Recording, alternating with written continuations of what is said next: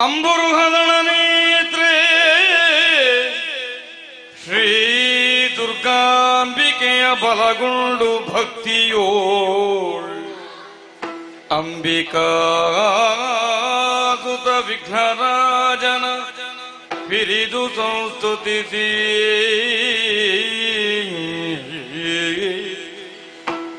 ಅಂಬುನಿಧಿಯ ಆತ್ಮಜೆಗೆ ಕೈ ಮುಗಿದು ಅಂಬುಜಾಸನವಾಣಿಯರ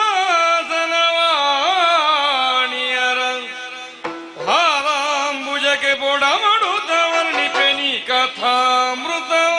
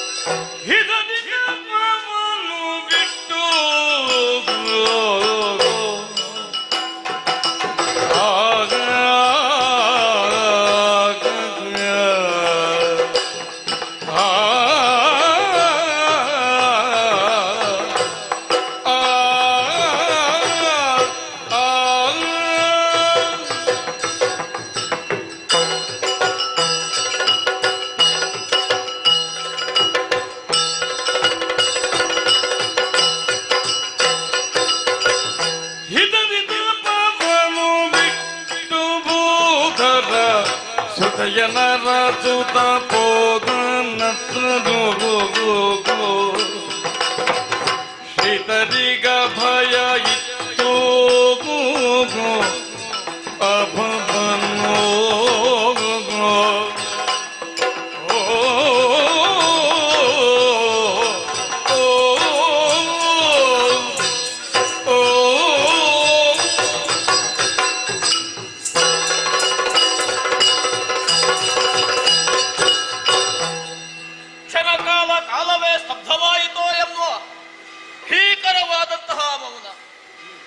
ಮರುಕ್ಷಣದಲ್ಲಿ ಆ ಮೌನವನ್ನೇ ಸೀಳುತ್ತ ಕೇಳಿ ಬರುತ್ತಾ ಇದೆ ದೇವತೆಗಳ ಜಯ ಜಯಕಾರ. ವಿಚಾರವೆಲ್ಲವೂ ಈಗ ವೇದ್ಯವಾಯಿತು. ಸತಿಯನ್ನು ಕಳೆದುಕೊಂಡು ಬದುಕಿನಲ್ಲಿ ವಿರಕ್ತಿಯನ್ನು ಹೊಂದಿ ವಿರಾಗಿಯಾಗಿ ಹಿಮೋತ್ಪರ್ವತದಲ್ಲಿ ತಪೋನಿರತನಾಗಿದ್ದವ ನಾನು. ಇದ್ದಕ್ಕಿದ್ದ ಹಾಗೆ ನನ್ನ ತಪೋಭಂಗ ಕುಪಿತನಾಗಿ ಕಣ್ಣು ಬಿಟ್ಟವ, ನನ್ನ ಹಣೆಗಣ್ಣ ಉರಿಗೆ ಭಸ್ಮೀಭೂತನಾಗಿ ಹೋದವ ಮನ್ಮಥ ಮದನನ ಬಲಿದಾನ ಆಯಿತು. ಯಾಕೆ ಎನ್ನುವುದಾಗಿ ಕೇಳಿದ್ರೆ ಲೋಕ ಕಲ್ಯಾಣಕ್ಕಾಗಿ. ದುರ್ಗಾದಂತಹ ತಾರಕಾಸುರನ ವಧೆಯಾಗಬೇಕಿದ್ರೆ ಹರಪುತ್ರನಿಂದ ಮಾತ್ರ ಸಾಧ್ಯ. ಹಾಗಾಗಿ ದೇವತೆಗಳ ಹಿತವನ್ನು ಕಾಯುವ ಉದ್ದೇಶದಿಂದ ಈ ಹೊತ್ತಿಗೆ ನನ್ನ ಸತಿಯನ್ನು ಅರಸಬೇಕಾದ್ದು ಕರ್ತವ್ಯವಾಗಿದೆ. ಎಲ್ಲಿದ್ದಾಳೆ ಎನ್ನುವುದಾಗಿ ಯೋಚಿಸಿದರೆ ಪರ್ವತರಾಜನಿಗೆ ಸುಕುಮಾರಿಯಾಗಿ ಪಾರ್ವತೀ ನಾಮಕಳಾಗಿ ನನ್ನನ್ನೇ ಹೊಂದಬೇಕು ಎನ್ನುವ ಉದ್ದೇಶದಿಂದ ತಪೋನಿರತಳಾಗಿದ್ದಾಳೆ. ಹಾಗೆಂದು ಅವಳ ಬಲ್ಲಿಗೆ ಹೀಗೆ ಹೋಗುವುದಲ್ಲ, ವೇಷಾಲಂಕರದಿಂದ ಹೋಗುತ್ತೆ ನೋಡೋಣ.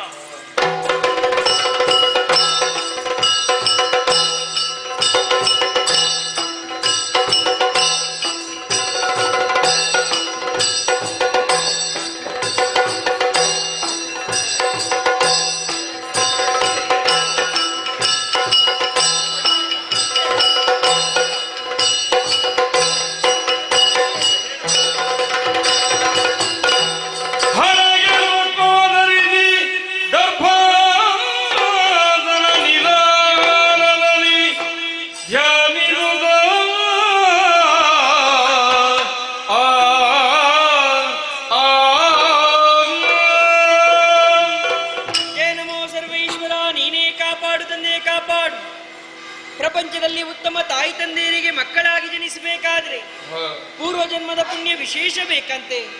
ಆ ಭಾಗ್ಯವನ್ನು ಯೋಗವನ್ನು ಪಡೆದುಕೊಂಡವಳು ನಾನು. ಪರ್ವತರಾಜನ ಮಗಳಾಗಿ ಮೇನಾದೇವಿಯ ಪುತ್ರಿಯಾಗಿ ಲೋಕದ ಬೆಳಕನ್ನು ಕಂಡುಕೊಂಡವಳು ನಾನು. ಹಾಗಾಗಿ ಪಾರ್ವತಿ ಎನ್ನುವುದಾಗಿ ಲೋಕದ ಜನರು ನನ್ನನ್ನು ಕೊಂಡಾಡುತ್ತಾ ಇದ್ದಾರೆ. ಎಳವೆಯಲ್ಲಿ ನಾರದರ ಮೂಲಕ ತಿಳಿದಂತಹ ಮಾತು, ಭವಿಷ್ಯದಲ್ಲಿ ಶಿವನನ್ನೇ ನೀನು ಪತಿಯನ್ನಾಗಿ ಪಡೆದುಕೊಳ್ಳುತ್ತೀಯ ಎನ್ನುವುದಾಗಿ. ಹಾಗಾಗಿ ಅಂದಿನಿಂದ ಇಂದಿನವರೆಗೂ ಶಿವನನ್ನು ಪತಿಯನ್ನಾಗಿ ಪಡೆಯಬೇಕೆನ್ನುವಂತಹ ಉದ್ದೇಶದಿಂದ ಕಾನನಕ್ಕೆ ಬಂದು ತಪಸ್ಸನ್ನಾಚರಿಸುತ್ತಾ ಇದ್ದೇನೆ. ಶಿವ ಒಲಿಯುವುದಂತೂ ಕಾಣುವುದೇ ಇಲ್ಲ. ಹಾಗಾಗಿ ಅನ್ನ ಆಹಾರವನ್ನು ತ್ಯಜಿಸಿ ಎಲೆಗಳನ್ನು ತಿನ್ನುವುದರ ಮೂಲಕ ತಪಸ್ಸನ್ನಾಚರಿಸಿದ ಕಾರಣ ಲೋಕದ ಜನರು ನನ್ನನ್ನು ಅಪರ್ಣ ಎನ್ನುವುದಾಗಿ ಕೊಂಡಾಡುತ್ತಾ ಇದ್ದಾರೆ. ಆದರೆ ಇಂದು ಹಾಗಲ್ಲ. ನಿರಾಹರಳಾಗಿ ಹಣೆಗೆ ಭಸ್ಮವನ್ನು ಧರಿಸಿ ದರ್ಭಾಸನದ ಮೇಲೆ ಪದ್ಮಾಸನವನ್ನು ಬಳಿದು ಶಿವದೇವರ ಕುರಿತು ತಪಸ್ಸನ್ನಾಚರಿಸುತ್ತೇನೆ ನೋಡುವ.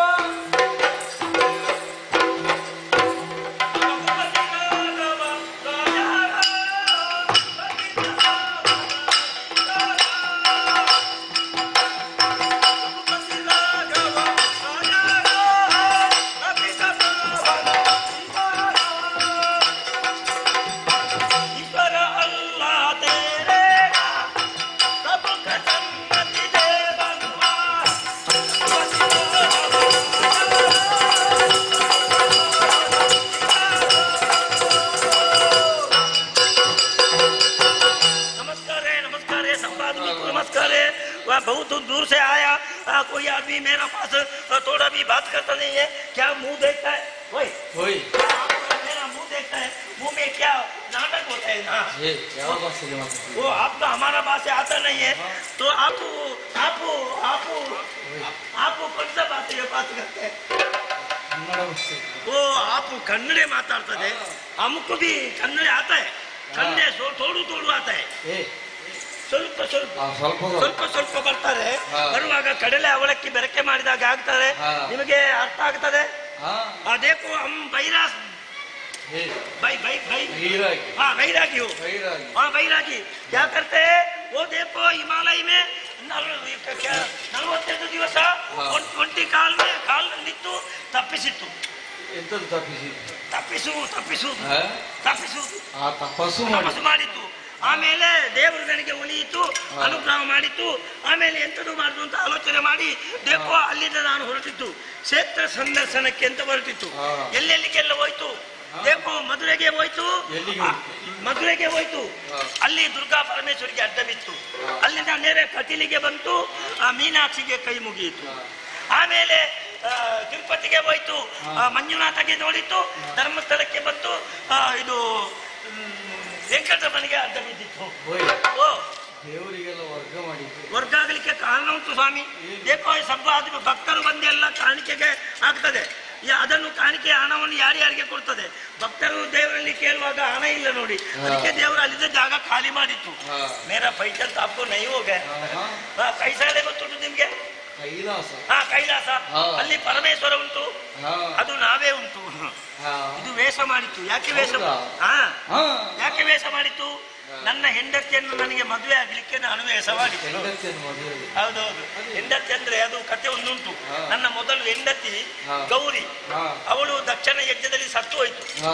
ಆಮೇಲೆ ಈಗ ಪರ್ವತರಾಯರಿಗೆ ಮಗಳಾಗಿ ಹುಟ್ಟಿ ನನ್ನನ್ನೇ ಸೇರ್ಲಿಕ್ಕೆ ತಪ್ಪಿಸ್ತಾ ಉಂಟು. ಇಲ್ಲಿ ತಪ್ಪಿಸ್ತಾ ಉಂಟು, ಮಾಡ್ತಾ ಉಂಟು. ಅದಕ್ಕೆ ಅದನ್ನು ಸ್ವಲ್ಪ ಪರೀಕ್ಷೆ ಮಾಡಬೇಕು ಅಂತ ನಾನು ಈ ವೇಷ ಮಾಡಿದ್ದು. ಆಪ್ಕ ಪಾಸ್ ಬಾತ್ ಕರ್ತಾರೆ, ಹೋಗಿ ಹೆಂಡತಿಯಲ್ಲಿ ಮಾತಾಡ್ತಾರೆ. ಏತಕಿ ಬಂಗದಳು ತಪವ ಮಾಡುವೆ ತನ ಬಯಕೆನ್ನೋಳು.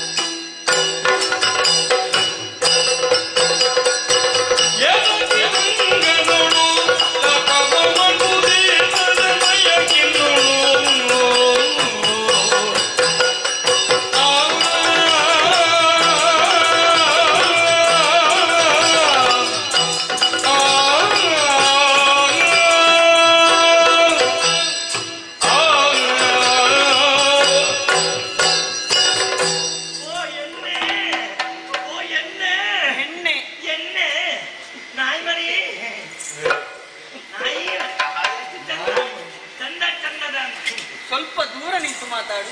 ಆಯ್ತು. ಹತ್ತಿರ ಬೇಡ, ನನ್ನ ಕಿವಿ ಕೇಳುತ್ತದೆ. ಓ ಲಕಡಿ ಏನು लकड़ी लकड़ी बोले तो हमारा भाषे में इन्नू बोलते हैं.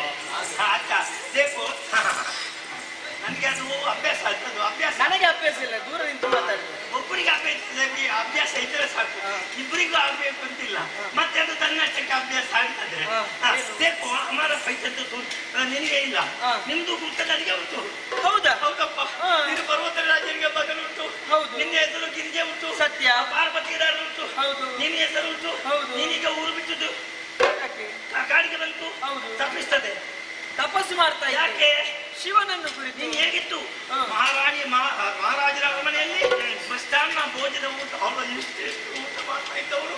ಒಂದು ಒಪ್ಪತ್ತು ಊಟ ಇಲ್ಲದೆ ಇಲ್ಲಿ ದೇಹಕ್ಕೆ ಯಾಕೆ ದಂಡನೆ ಕೊಡ್ತಾ ಇದ್ದೀವಿ? ಶಿವನನ್ನೇ ಪತಿಯನ್ನಾಗಿ ಪಡೆಯಬೇಕೆನ್ನುವಂತ ಉದ್ದೇಶ. ನಿನ್ನ ಆಸೆ ಎನ್ನು ಸರಿ ಆಗ್ತದಾ? ಎಲ್ಲರೂ ನಿನ್ನ ಆಸೆ ಏನು? ಇನ್ನೆಲ್ಲ ಹೇಳಿದ್ರೆ ಶಿವದೇವರು ಪ್ರತ್ಯಕ್ಷ ಆಗ್ತಾರೆ. ಹೇಳು, ಯಾರಿಗಾಗಿ ನೀನು ತಪ್ಪಿಸಿ ಹೇಳು.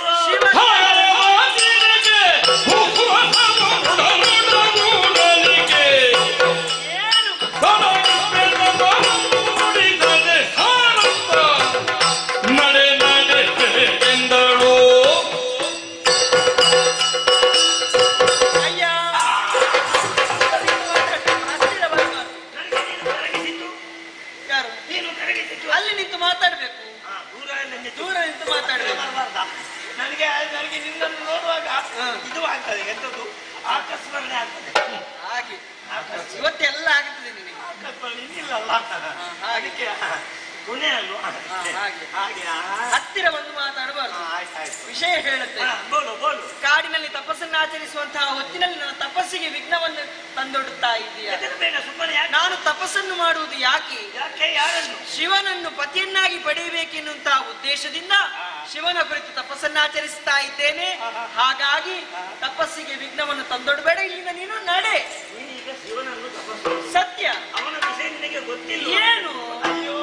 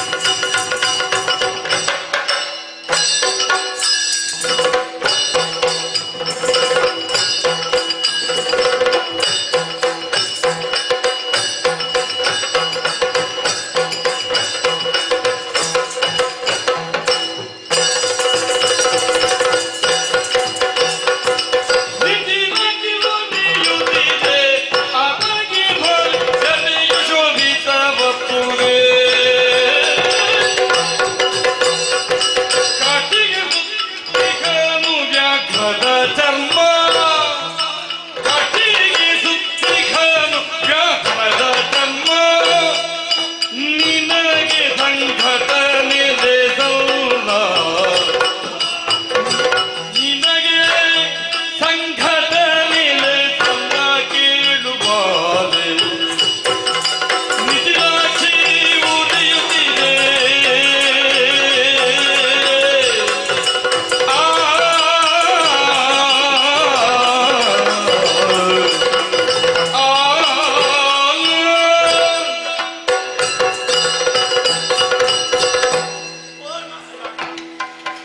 ಕೆಲವು ಶಬ್ದ ಎಳೆದರೂ ಬರುವುದಿಲ್ಲ ಬೇಸರ ಮಾಡ್ಬೇಡ ಆಯ್ತಾ ದೂರ ನಿಂತು ಮಾತಾಡು ಎಣ್ಣೆ ಇದು ಎಣ್ಣೆ ಈ ಕಡೆ ಇದು ಹೇಳಿದಾಗೆ ನೀನು ಶಿವನನ್ನು ತಪಸ್ಸು ಮಾಡ್ತೀಯಲ್ಲ ಹೌದು ಅವನ ವಿಷಯ ನಿನಗೆ ಗೊತ್ತಿಲ್ಲ ಗೊತ್ತಿದೆ ನಾನು ತಪಸ್ಸು ಮಾಡುದು ಅಯ್ಯೋ ಅವರೆಲ್ಲರೂ ಹಾಗಲ್ಲ ಮತ್ತೆ ಅವನ ಹಣೆ ನೋಡಿದ್ಯಾ ಏನಾಗಿದೆ ಅವನಿಗೆ 3 ಕಣ್ಣು ಸತ್ಯ ಸತ್ಯ ಎಂತದ್ದು ಅದು ಎಂತ ಕಣ್ಣು ಎಂತ ಅವೇ ಕಣ್ಣಲ್ಲ ಮತ್ತೆ ಅದು ಹೆಚ್ಚಿನ ಕಣ್ಣು ಹಾ ಜೊತೆಗೆ ಅದು ಕಿಚ್ಚಿನ ಕಣ್ಣು ಓ ಏನಾಗ್ತದೆ ಏನಾಗ್ತದೆ ಉರಿಯು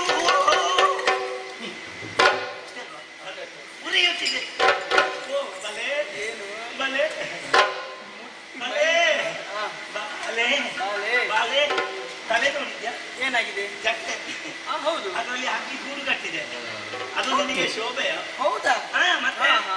ಮಾತ್ರ ಅಲ್ಲ ಮತ್ತೆ ಅಯ್ಯೋ, ವಾಸನೆ ಯಾರು ಅವ ಹಾಗೆ ಮತ್ತೆ ಎಂತದು ಏನು ಮೈಯೆಲ್ಲ ಬಟ್ಟೆ ಇಲ್ಲ ಹಾ ವ್ಯಾಘ್ರದ ಚರ್ಮ ಹಾ ಆನೆಯ ಚರ್ಮ ಒಂದು ತುಂಡು ಬಟ್ಟೆಗೆ ಗೊತ್ತಿಲ್ಲವ ಅವನನ್ನು ನೀನು ಮನಸ್ಸಲ್ಲಿ ಯೋಚನೆ ಮಾಡ್ತೀಯಲ್ಲ ಮಾತ್ರ ಅಲ್ಲ ಅವಾಗ ಎಲ್ಲೆಲ್ಲಿ ಇರುವುದಲ್ಲ ಮತ್ತೆ? ಇರುವುದು ಬೂದಿ ಹೊಂಡದಲ್ಲಿ ಹೌದಾ ಎಲ್ಲ ಬೂದಿ ಹಾ. ಅಂತವ ನಿನಗೆ ಬೇಡ ಜನ ಬೇರೆ ನೋಡುವ ಅಂತ ಯಾಕೆ ನಿನ್ನಯ ಮಾತು ಸಹಕರ್ತನೆ ಮಿತ್ರಯಾರ ಆತ್ಮಹತ್ಯೆಯುಗದೆ ನಿಖಿಲಾಕ್ಷಿ ಹುಲಿ ಚರ್ಮ ಲೋಕ ರಕ್ಷಾಪಯ್ಯ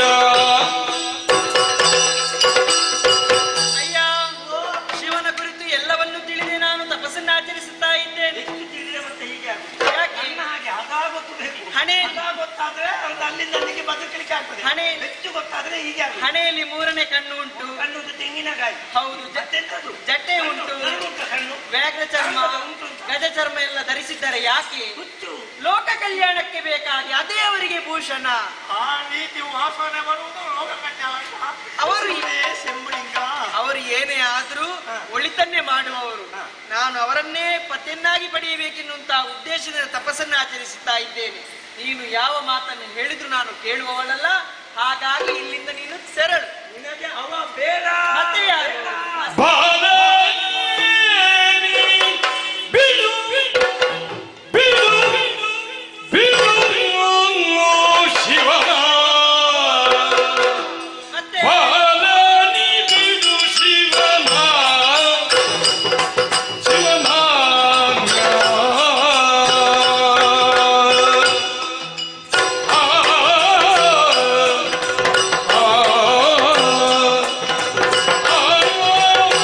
ಆ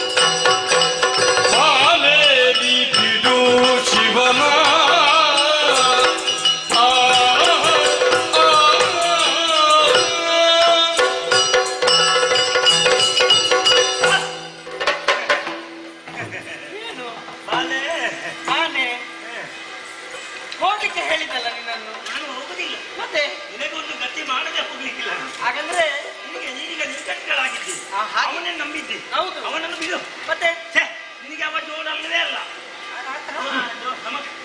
ಅವ ಜೋಡು ಜೋಡಿ ಅಲ್ಲ. ಮತ್ತೆ ಹಾಗಾದ್ರೆ ಯಾರಿದ್ದಾರೆ? ಮೂರು ಲೋಕಕ್ಕೆ ಯಜಮಾನ ಹಾ, ಅವನೇ ಸೂರಪ್ಪ. ನಮ್ಮ ಸೂರಪ್ಪ ಸುರಪ್ಪ. ಸೇಸಪ್ಪಲ್ಲ, ಸೂರಪ್ಪ. ಸುರಪ್ಪ. ಹಾ. ಅವನು ಬೇಕಾ? ಅವ ಬೇಕಾ ಹೇಳು. ಬೇಕಾದರೆ ಗುರು ಹೇಳ್ಕೊಂಡು ಬಂದು ನಿನ್ನ ಬಳಿ ನಿಲ್ಲಿಸ್ತೇನೆ. ಹಾಗೆ ಅಲ್ಲ ಆಗುದಿಲ್ಲ ಅಂತಾದ್ರೆ ಮತ್ತೆ ಯಾರು? 33 ಕೋಟಿ ದೇವರ ಕಲ್ಲವು. ಅವರೆಲ್ಲ ಕಳ್ಳರೆ? ಅಲ್ಲಲ್ಲ, ದೇವರ ಕಲ್ಲು. ಅವರನ್ನು ತಂದು ನಿನ್ನ ಅದಕ್ಕೆ 33 ಕೋಟಿ. 33 ಕೋಟಿ ಮತ್ತೆ ಒಂದು. ಅವರು ಬೇಡ ಅಂತಾದ್ರೆ? ಅವರು ಬೇಡ ಅಂತಾದ್ರೆ ಕೇಳ್ತಾರೆ. ಈಗ ಅಮ್ಮ ಹೇಳು, ಶಾದಿ ಹೋಗ್ಯಾ ಶಾದಿ ಹೋಗ್ಯಾ ಅವರು ಯಾರು ಬೇಡ, ನಾನೇ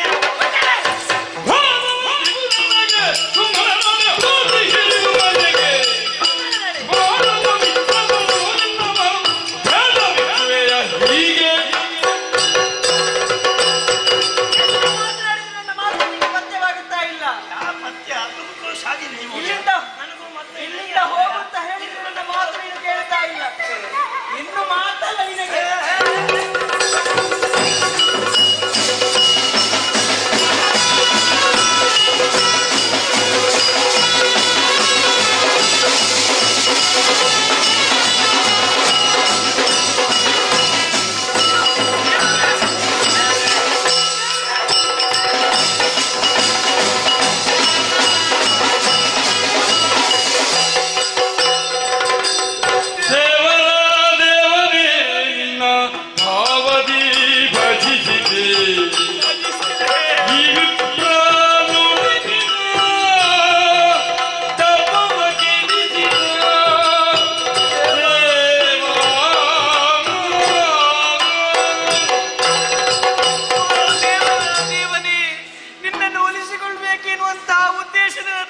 ಆಚರಿಸಿದ್ರೆ ಈ ವಿಪ್ರ ಒಂದು ತಪ್ಪವನ್ನು ಕೆಡಿಸುತ್ತಾ ಇದ್ದಾನೆ. ನನಗೇನು ಗತಿ ದೇವರೇ, ನೀವೇ ನನ್ನನ್ನು ಕಾಪಾಡಬೇಕು ತಂದೆ. ಬೆದರದಿರು, ನಾನು ಇಲ್ಲೇ ಇರ್ಪೇನು, ನಾನು ಕೈ ಬಿಡಿದು ಆಧರಿಪೇನು. ಬಾ ಬಾ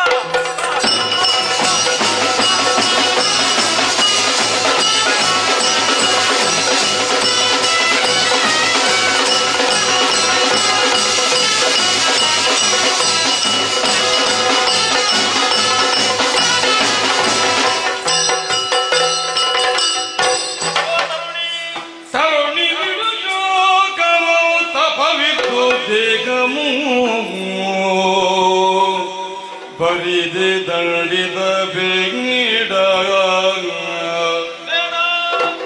ನಿನ್ನ ರಸ ತಾನೆನುತ ಗಿರಿಜೆಯವು ಸಂತವಿಸುತ್ತ ತರುಣಿ ಬಿಡು ಶೋಕಮು.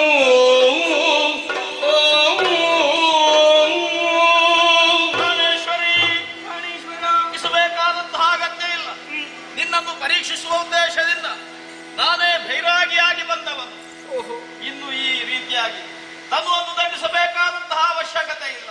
ಅದು ದೇವತೆಗಳೆಲ್ಲರೂ ಕೂಡ ನಿರೀಕ್ಷೆಯಲ್ಲಿದ್ದಾರೆ, ಯಾವಾಗ ಗಿರಿಜಾ ಕಲ್ಯಾಣ ಆಗುತ್ತದೆ ಎನ್ನುವುದಾಗಿ. ನಾನು ಇದುವರೆಗೆ ದಣಿದವಳು. ಲೋಕಹಿತಕ್ಕಾಗಿ ಅದು ನಡೆಯಲೇಬೇಕು. ನೀನು ಕೂಡ ನನ್ನನ್ನೇ ವರಿಸಬೇಕು ಎನ್ನುವ ಉದ್ದೇಶದಿಂದ ಇದುವರೆಗೆ ತಪಸ್ಸಿನಲ್ಲಿ ದಿನ ಕಳೆದವಳು. ಸತ್ಯ. ನಾನು ನಿನ್ನನ್ನೇ ಹೊಂದಬೇಕು ಎಂಬ ಉದ್ದೇಶದಿಂದಲೇ ಈ ಕಡೆಗೆ ಬಂದವನು. ಹಾಗಿದ್ರೆ ನಮ್ಮ ಶುಭ ವಿವಾಹ ಆಗಬೇಕಾದ್ದು ನಿನ್ನ ಅಪ್ಪನ ಮನೆಯಲ್ಲಿ ಪರ್ವತರಾಜನಿಗೆ ಸಮಸ್ತವನ್ನು ತಿಳಿಸಿ ಸಮಸ್ತರ ಸಮ್ಮುಖದಲ್ಲಿ ವಿವಾಹವಾಗೋಣ. ಈ ಕಡೆ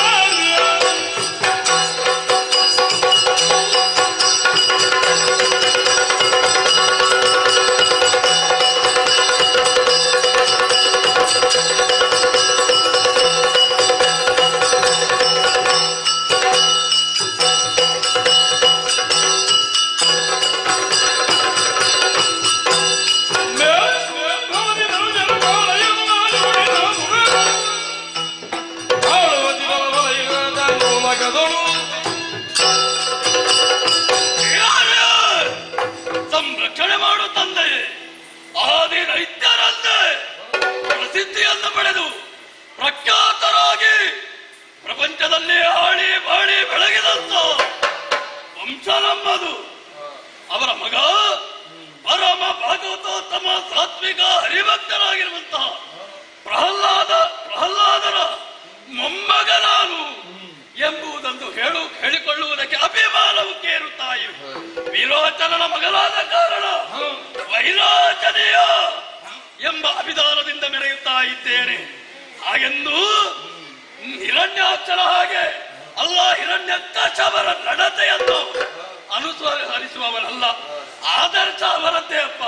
ಆದರೆ ಹರಿಭಕ್ತರಾಗಿರುವಂತಹ ಪ್ರಹ್ಲಾದರ ದಾರಿಯನ್ನು ಕಂಡುಕೊಂಡು ಸದ್ಧರ್ಮದಿಂದ ಸದಾಚಾರದಿಂದ ಜೀವನವನ್ನು ಸಾಗಿಸುತ್ತಿರುವಂತಹ ಈ ಕಾಲದಲ್ಲಿ ಬಂದವರು ಯಾರು?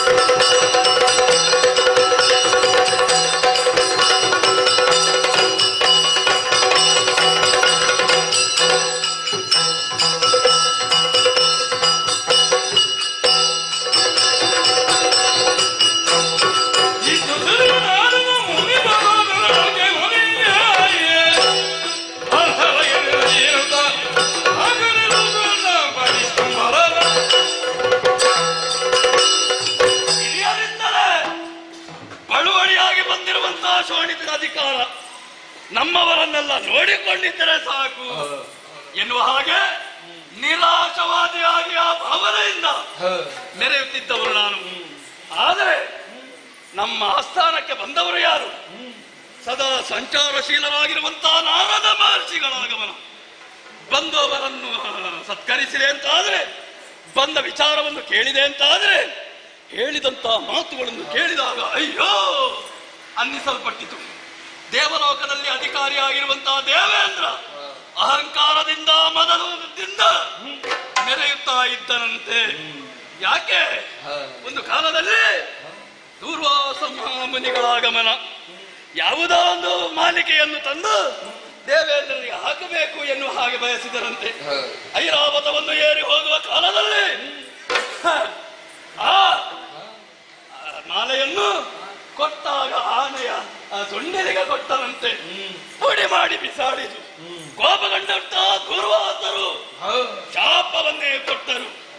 ಅಧಿಕಾರ ಮದದಿಂದ ಅಹಂಕಾರದಿಂದ ಮೆರೆಯುತ್ತಿರುವಂತಹ ನಿನ್ನ ಸರ್ವ ಸಂಪತ್ತು ಸಾಗರ ಪಾಲಾಗಿ ಹೋಗಲಿ ಎನ್ನುವ ಹಾಗೆ. ಈಗ ಅಲ್ಲಿ ಏನಿಲ್ಲ. ಒಂದು ಹೇಳಿದ್ರು ಸರಿಯಾದಂತಹ ಅರ್ಹತೆ ಯೋಗ್ಯತೆ ಇಲ್ಲದೆ ಇರುವವರು ಸ್ವರ್ಗಲೋಕದಲ್ಲಿದ್ದರೆ ಆಗುವ ಅನಾಹುತ ಅವಸ್ಥೆ ಇದುವೆ. ಬಲಿಯೇ ನೀನು ಬಲವಂತ ಬಲಾಢ್ಯ, ಆದ್ದರಿಂದಲೇ ಬಲಿ ಎಂಬುದಾಗಿ ನಿನ್ನನ್ನು ಕೊಂಡಾಡ್ತಾ ಇದ್ದಾರೆ. ಆಗ ಸ್ವರ್ಗಲೋಕಕ್ಕೆ ಹೌದದು. ಏನು ಇಲ್ಲದ, ಏನು ಅಲ್ಲದ, ಸಂಪತ್ತಿಲ್ಲದ ಆ ಸ್ವರ್ಗ ನನಗೆ ಸಿಕ್ಕಿದ್ರೆ ಏನು ಪ್ರಯೋಜನ? ಹೀಗೆ ಕೇಳಿದಾಗ ಸಂಪತ್ತು ನಿನಗೆ ಬರುತ್ತದೆ. ಸಂಪತ್ತು ಇದೆಯೋ ಇಲ್ಲವೋ ಮುಖ್ಯವಲ್ಲ, ಸದೃಢವಾಗಿ ನೀನಲ್ಲಿ ಆಡಳಿತವನ್ನು ಮಾಡಬೇಕು. ಇಷ್ಟು ಅವರು ಹೇಳಿದ ಮೇಲೆ ತಡ ಯಾಕೆ?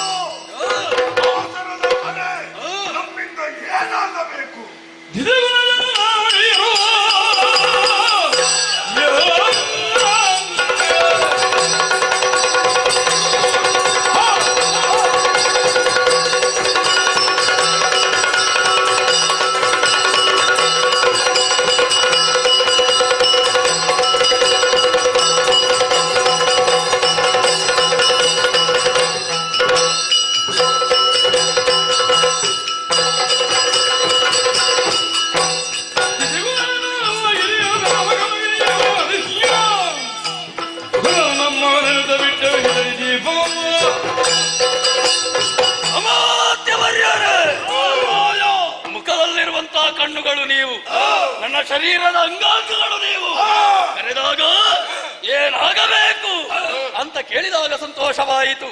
ನಾವು ಆಶಾವಾದಿಗಳಲ್ಲ, ಹಾಗೆಂದು ಅವಕಾಶವಾದಿಗಳು ಹೌದು. ನಾವು ಈ ಕಾಲದಲ್ಲಿ ಸರಿಯಾದಂತ ಅವಕಾಶ ಒದಗಿ ಬಂದಿದೆ. ನಾರದರೆ ಬಂದು ಸೂಚಿಸಿದ್ದಾರೆ, ಹೋಗು ದೇವಲೋಕವನ್ನಾಳು, ಅವರನ್ನು ಹೊಡೆದೋಡಿಸು ಎನ್ನುವ ಹಾಗೆ ಹೋಗುವ ತೀರ್ಮಾನದಲ್ಲಿದ್ದೇನೆ. ಹೇಗೆ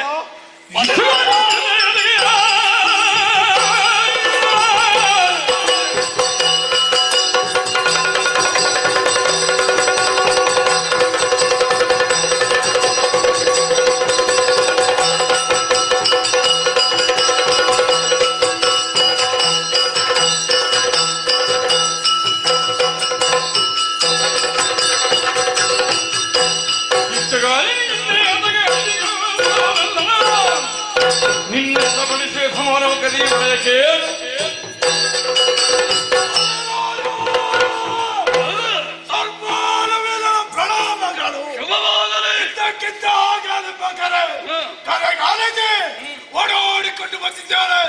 ವಿಚಾರ ಸ್ವರ್ಗವನ್ನು ಹೇಳಬೇಕೆಂಬುದಾಗಿ ಗಂಡವು ಪುಣ್ಯವನ್ನರಿಸಿದಂತ ಆ ಸ್ವರ್ಗವನ್ನು ಆದಷ್ಟು ಬೇಗ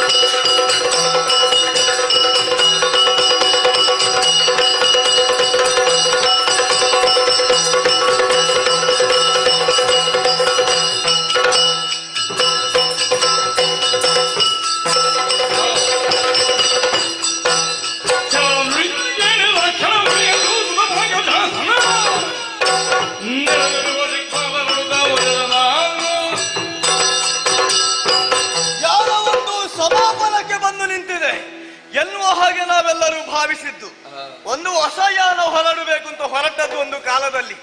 ಏನು ಮಾಡೋಣ? ಎದುರಾಳಿಯಾಗಿ ಬಂದವರು ದೂರ್ವಾಸರು. ಪ್ರಕರಣ ದೊಡ್ಡದಾಗಿದೆ, ಶಾಪವು ಪ್ರಾಪ್ತಿಯಾಗಿದೆ. ಸ್ವರ್ಗದಲ್ಲಿರುವಂತಹ ಸುವಸ್ತುಗಳು ನೋಡುತ್ತಾ ಇದ್ದ ಹಾಗೆ ಸಮುದ್ರ ಪಾಲಾದದ್ದು ಸತ್ಯ. ಸ್ವರ್ಗದಲ್ಲಿ ನಿಂತದ್ದು ಏನು ಇಲ್ಲ, ಯಾರೂ ಬರ್ಲಿಕ್ಕಿಲ್ಲ ಎನ್ನುವ ಹಾಗೆ ಭಾವಿಸಿದ್ರೆ ಏನು ಇಲ್ಲದ ಸ್ವರ್ಗ ಬೇಕಲ್ವಾ? ಚರರಾಡಿದ್ರಲ್ಲ ಮಾತು. ಹಾಗಾದ್ರೆ ಇದು ನಮ್ಮ ಯಾನ ಸಮಾಪನ ಅಲ್ಲ, ಇಲ್ಲಿಂದ ತೊಡಗುವುದಕ್ಕೆ ಉಂಟು ಅಂತ ಅರ್ಥ. ತೊಡಗಬೇಕು ಅಂತ ಇದ್ರೆ ನಮ್ಮವರು ಬೇಕು. ಎಲ್ಲಿ ದೇವತೆಗಳು?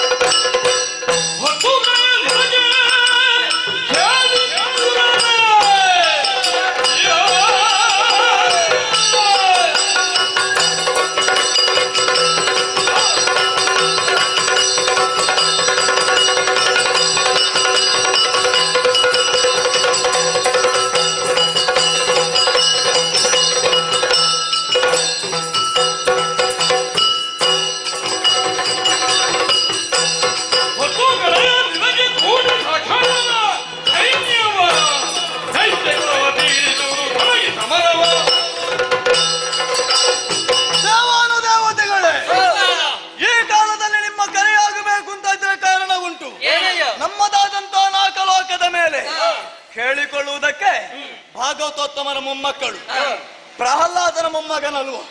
ಹಾಗೆಂದು ಇವನು ಅದೇ ದಾರಿಯಲ್ಲಿದ್ದ ಅಂತ ಭಾವಿಸಿದ್ರೆ ಇವನ ದಾರಿಯೇ ಬೇರೆ. ಏನಿಲ್ಲದ ನಾಕವಾದ್ರೂ ಬೇಕಂತೆ, ಪೀಠವನ್ನು ಬಿಟ್ಟು ಕೊಡಬೇಕಂತೆ. ಅದಕ್ಕೆ ಬೇಕಾಗಿ ನಿಮ್ಮ ಕರೆಯಾಗಿದೆ. ಸಮಸ್ತ ದೇವಾದಿಂತಿಡಿ ನಾನಾಡುವಂತ ಮಾತನ್ನು ಲಕ್ಷ್ಯವಿಟ್ಟು ಆಲಿಸಬೇಕು. ಸರ್ವ ಸನ್ನದ್ಧತೆಯಿಂದ ಯುದ್ಧ ಭೂಮಿಗೆ ಸಾಗೋಣ.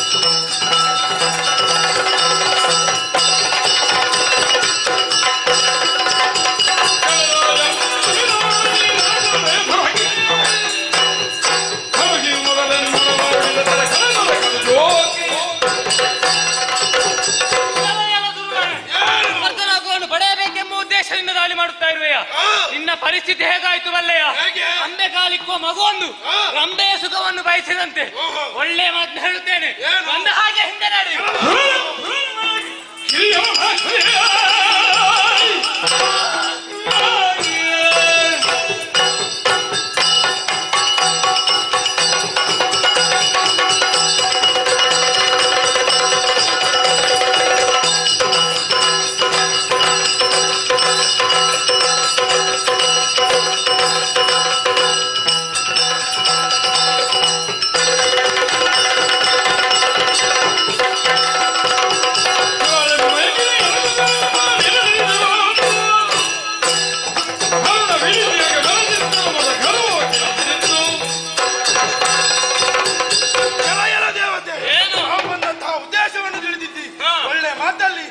ಬಿಟ್ಟುಕೊಟ್ರೆ ಒಳ್ಳೇದು.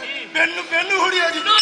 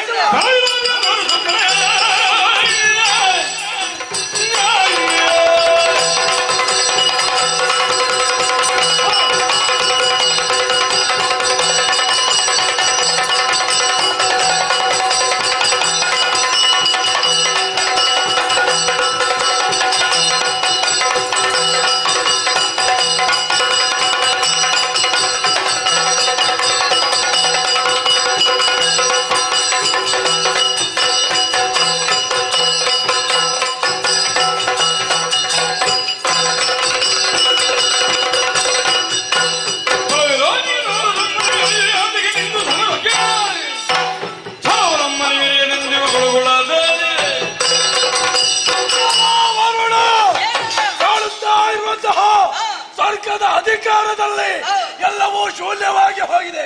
ಯಾಕೆ? ದೇವೇಂದ್ರನ ತಲೆಯಲ್ಲಿರುವಂತಹ ಅಹಂ ಎಷ್ಟೇ ಆದರೂ ಕೂಡ ಪೀಠ ಒಂದು ಬೇಕು ಎಂಬ ಕಾರಣಕ್ಕಾಗಿ ಬಂದಿದ್ದೇನೆ. ಬಿಟ್ಟು ಕೊಟ್ಟ ಬದುಕುವುದಕ್ಕೆ ಬಿಡ್ತೇನೆ, ಇಲ್ಲದಿದ್ರೆ ಓಡಿಸ್ತೇನೆ.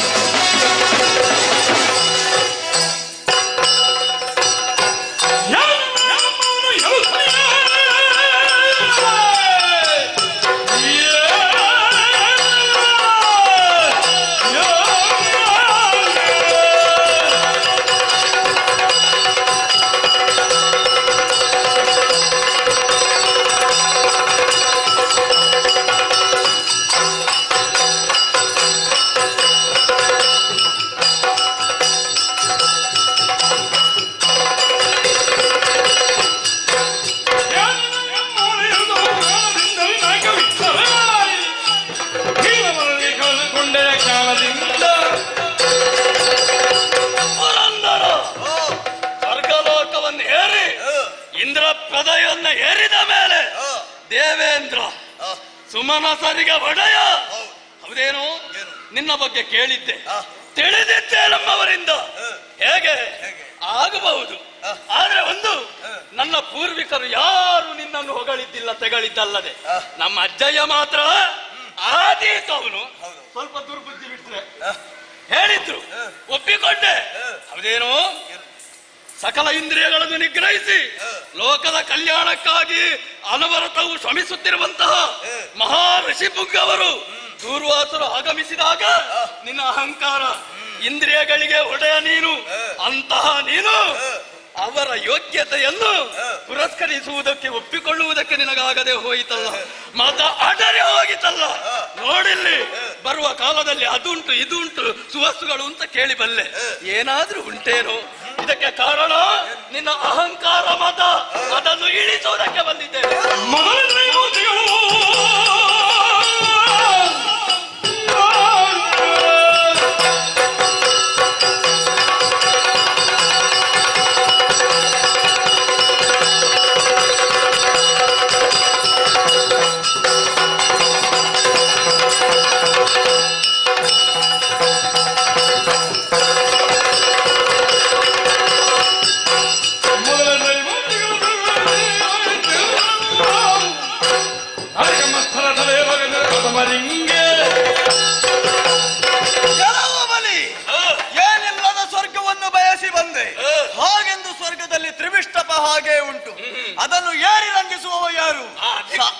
ಅಧಿಕಾರ ಹೊಂದಿದ್ರೆ ಸಾಕು. ಸಾರ್ವಕಾಲಿಕವಾಗಿ ನಾನೇ 3 ಲೋಕದ ಒಡೆಯ. ಹಾಗೆಂದು ಹೋದಂತಹ ಸ್ವಸ್ತುಗಳು ಅದು ಹೇಗೆ ಪಡೀಬೇಕು ಅಂತ ನನಗೆ ಗೊತ್ತುಂಟು. ಬಂದದ್ದು ನೀನಲ್ಲ, ನಿನ್ನನ್ನು ಹೇಗೆ ಕಳಿಸಬೇಕು ಅಂತ ಗೊತ್ತು. ನೋಡೋಣ.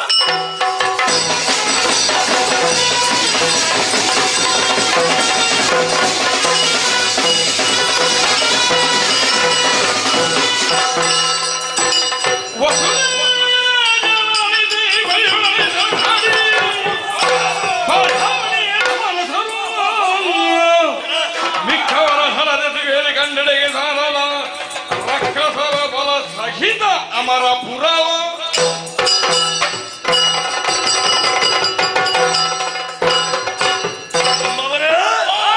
ಹೇಗಾಯಿತು ನಮ್ಮ ದಿಗ್ವಿಜಯ? ಬಂದೆವು, ಎಲ್ಲವರು ಓಡಿದ್ರು. ಹೋಗಲಿ, ಎಲ್ಲಿಯಾದ್ರೂ ಬದುಕಿಕೊಳ್ಳಿ, ಅವುಗಳನ್ನೇ ಮತ್ತೇನು ಮಾಡುವುದಿಲ್ಲ. ಆದ್ರೆ ಇಲ್ಲಿ ಅಧಿಕಾರ ನನ್ನ ಪಾಲಿಗೆ ಒದಗಿ ಬಂದಿದೆ.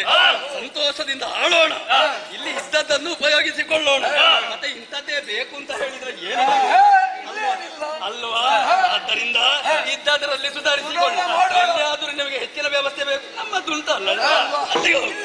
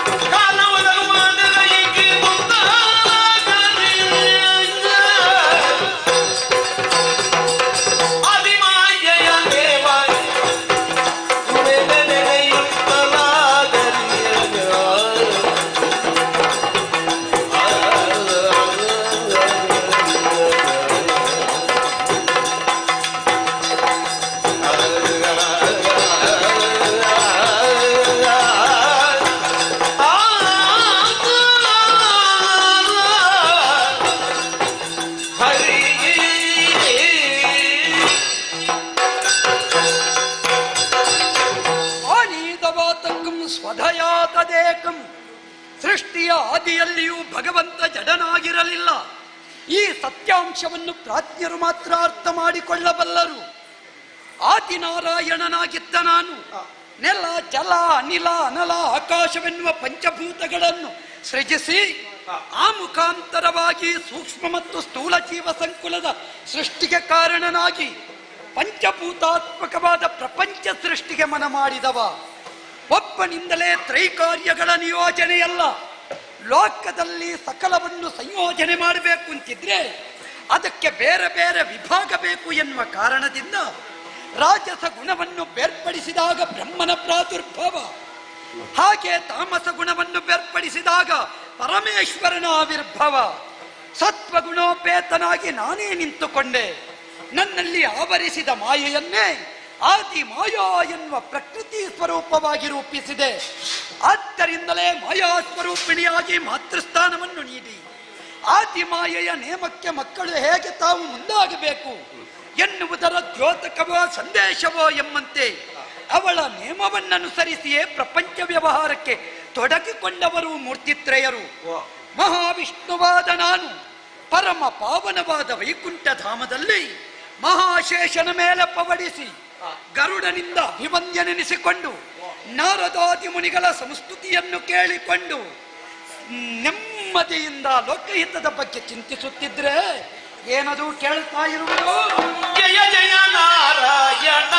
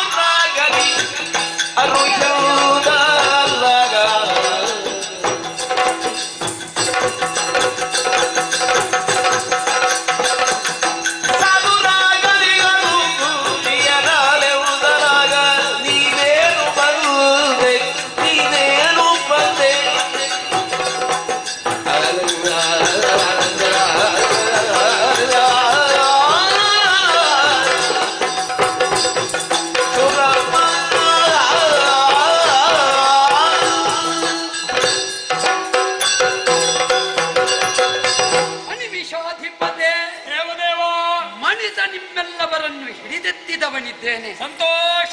ನಳಿನಾಕ್ಷನಾದ ನಾನು ಲೋಕ ವ್ಯವಸ್ಥೆಯ ಬಗ್ಗೆ ಚಿಂತಿಸುತ್ತಾ ಇದ್ದೆ. ಈ ತನ್ಮಧ್ಯೆ ಕೇಳಿದ್ದು ನಿನ್ನ ಆರ್ತತೆಯ ಸಂಸ್ತುತಿ ಏನಿದ್ದರೂ ನನ್ನದ್ದಾದ ವೈಕುಂಠ ಧಾಮಕ್ಕೆ ದಿವೋಕಸರನ್ನು ಸೇರಿಕೊಂಡು ನಿನಗೆ ಬೇಕೆಂದಾಗ ನೀ ಬರುವವ. ನಿನಗಿಲ್ಲಿ ಮುಕ್ತ ಪ್ರವೇಶ ನಿಜ ಹೌದಲ್ಲ. ಇಲ್ಲಿಗೆ ಬರುವ ನೀನು ಅನವರತ ನನ್ನನ್ನು ನುತಿಸುತ್ತಾ ಇರುವೆ. ಆದರೆ ಇವತ್ತು ನಿನ್ನ ನುತಿಸುವಿಕೆಯಲ್ಲಿ ಯಾವುದೋ ಒಂದು ರೀತಿಯ ಆರ್ತತೆ ವ್ಯಕ್ತವಾಗುತ್ತದೆ ಅಂತ ಆದ್ರೆ ನಿನಗೆ ಸಮಸ್ಯೆ ಆಗಿದೆ ಎನ್ನುವುದು ಸ್ಪಷ್ಟ. ಕಡಿಮೆಯೇ ನಿನಗಿರುವ ಸಂಪದ. ಕಾಮಿಸಿದ್ದನ್ನು ಕರುಣಿಸಬಲ್ಲ ಕಾರಣೀಕಳಾದ ಕಾಮಧೇನುವಿನ ಕಾರಸ್ಥಾನ ನಿನ್ನ ನಾಕ. ಕಲ್ಪಿಸಿದ್ದನ್ನು ಕ್ಷಣ ಮಾತ್ರದಲ್ಲಿ ಕಲ್ಪಿಸಬಹುದಾದಂತಹ ಸಾಮರ್ಥ್ಯವಲ್ಲ ಕಲ್ಪತರುವಿನ ಕೇಂದ್ರ ಬಿಂದು ನಿನ್ನ ದೇವಲೋಕ. ಮಾತ್ರವಲ್ಲ ಚಿಂತಿಸಿದ್ದನ್ನು ಚಿಮ್ಮಿಸಬಲ್ಲ ಚಿಂತಾಮಣಿ ಇರುವುದು ನಿನ್ನಲ್ಲಿ. ಸದಾ ಆರೋಗ್ಯವನ್ನೇ ಒದಗಿಸಬಲ್ಲ ಆರೋಗ್ಯಮಣಿಯ ಕೇಂದ್ರ ಬಿಂದು ನಿನ್ನ ದೇವಲೋಕ. ಈಗಲೂ ಹೋಗುತ್ತದಲ್ಲ ನಿನ್ನ ಮೀಸೆಗೆ ಕೈ. ಅದೇ ನಿನ್ನನ್ನು ಮಾತ್ರ ಅಲ್ಲ, ನಿನ್ನನ್ನು ಅನುಸರಿಸಿ ನಿನ್ನ ಹಿಂಬಾಲಿಗರು ಬೆಂಬಲಿಗರು ಹೇಗೆ ನಡೀತಾರೆ ಅಂತ ನೀ ಬರುವಾಗಲೇ ನಾ ಅರ್ಥ ಮಾಡಿಕೊಂಡೆ. ಗೊತ್ತಾಗ್ತದೆ ಅಲ್ವಾ? ನಾಯಕನ ಗುಣ ಅವನನ್ನು ಅನುಸರಿಸುವಂತಹ ಅವನ ಬೆಂಬಲಿಗರಲ್ಲಿ ಅಂತ ಗೊತ್ತಾಗುತ್ತದೆ. ಹೌದಲ್ಲ? ಒಂದು ರೀತಿಯಿಂದ ನೀ ನಾಯಕ ಅಂದ್ರೆ ಗುರುವಿನ ಸ್ಥಾನದಲ್ಲಿರುವವ. ಎಲ್ಲ ಹೌದು. ಗುರುವೇ ತಪ್ಪಿದರೆ ಶಿಷ್ಯರು ಸರಿ ಇರುವುದಕ್ಕುಂಟೆ ಅಲ್ವಲ್ಲ? ಆದ್ದರಿಂದ ಗುರು ಶಿಷ್ಯರನ್ನು ತಿದ್ದಬೇಕಾದವ. ಅಜ್ಞಾನ ತಿಮಿರಾಂಧಸ್ಯ ಜ್ಞಾನಾಂಜನ ಶಲಾಕಯ. ಅಜ್ಞಾನವೆಂಬ ಕುರುಡು ಕತ್ತಲೆಯಿಂದ ಅರಿವಿನ ಕಾಡಿಗೆ ಕಣ್ಣು ತೆರೆಯುವವನಿಗೆ ಗುರು ಅಂತ ಹೆಸರು. ದೇವಗುರುವಿನ ಶಿಷ್ಯ ಮಿಕ್ಕ ದೇವತೆಗಳಿಗೆ ಗುರುಸ್ಥಾನದಲ್ಲಿರುವವ. ಲೋಕ ಮೂರಕ್ಕೆ ಹಿತವನ್ನು ಬಯಸುವ ಕಾರಣ ಶಕ್ರ.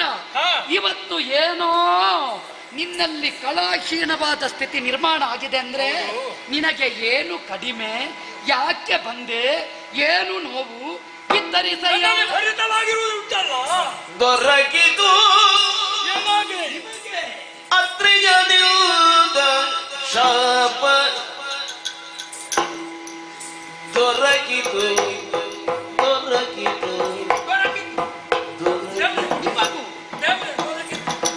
ಅತ್ರಿಯನಿಂದ ಶಾಪ.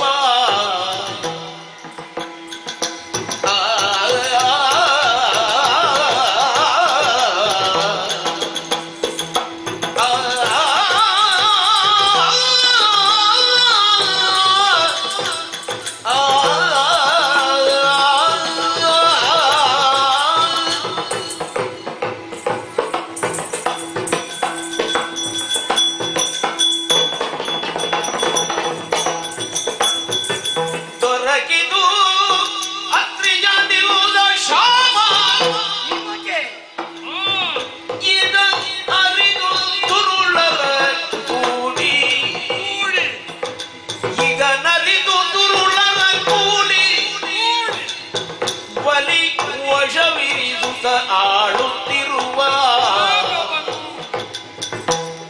ಸುರಪುರವ ಬಲಿ ವಶವಿರಿದು ಆಳುತ್ತಿರುವ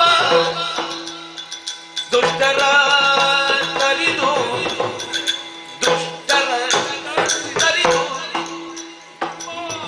ನಿಜ ಕಿಂಕರರ ಸಲಹೆ, ನಿಜ ಕಿಂಕರರ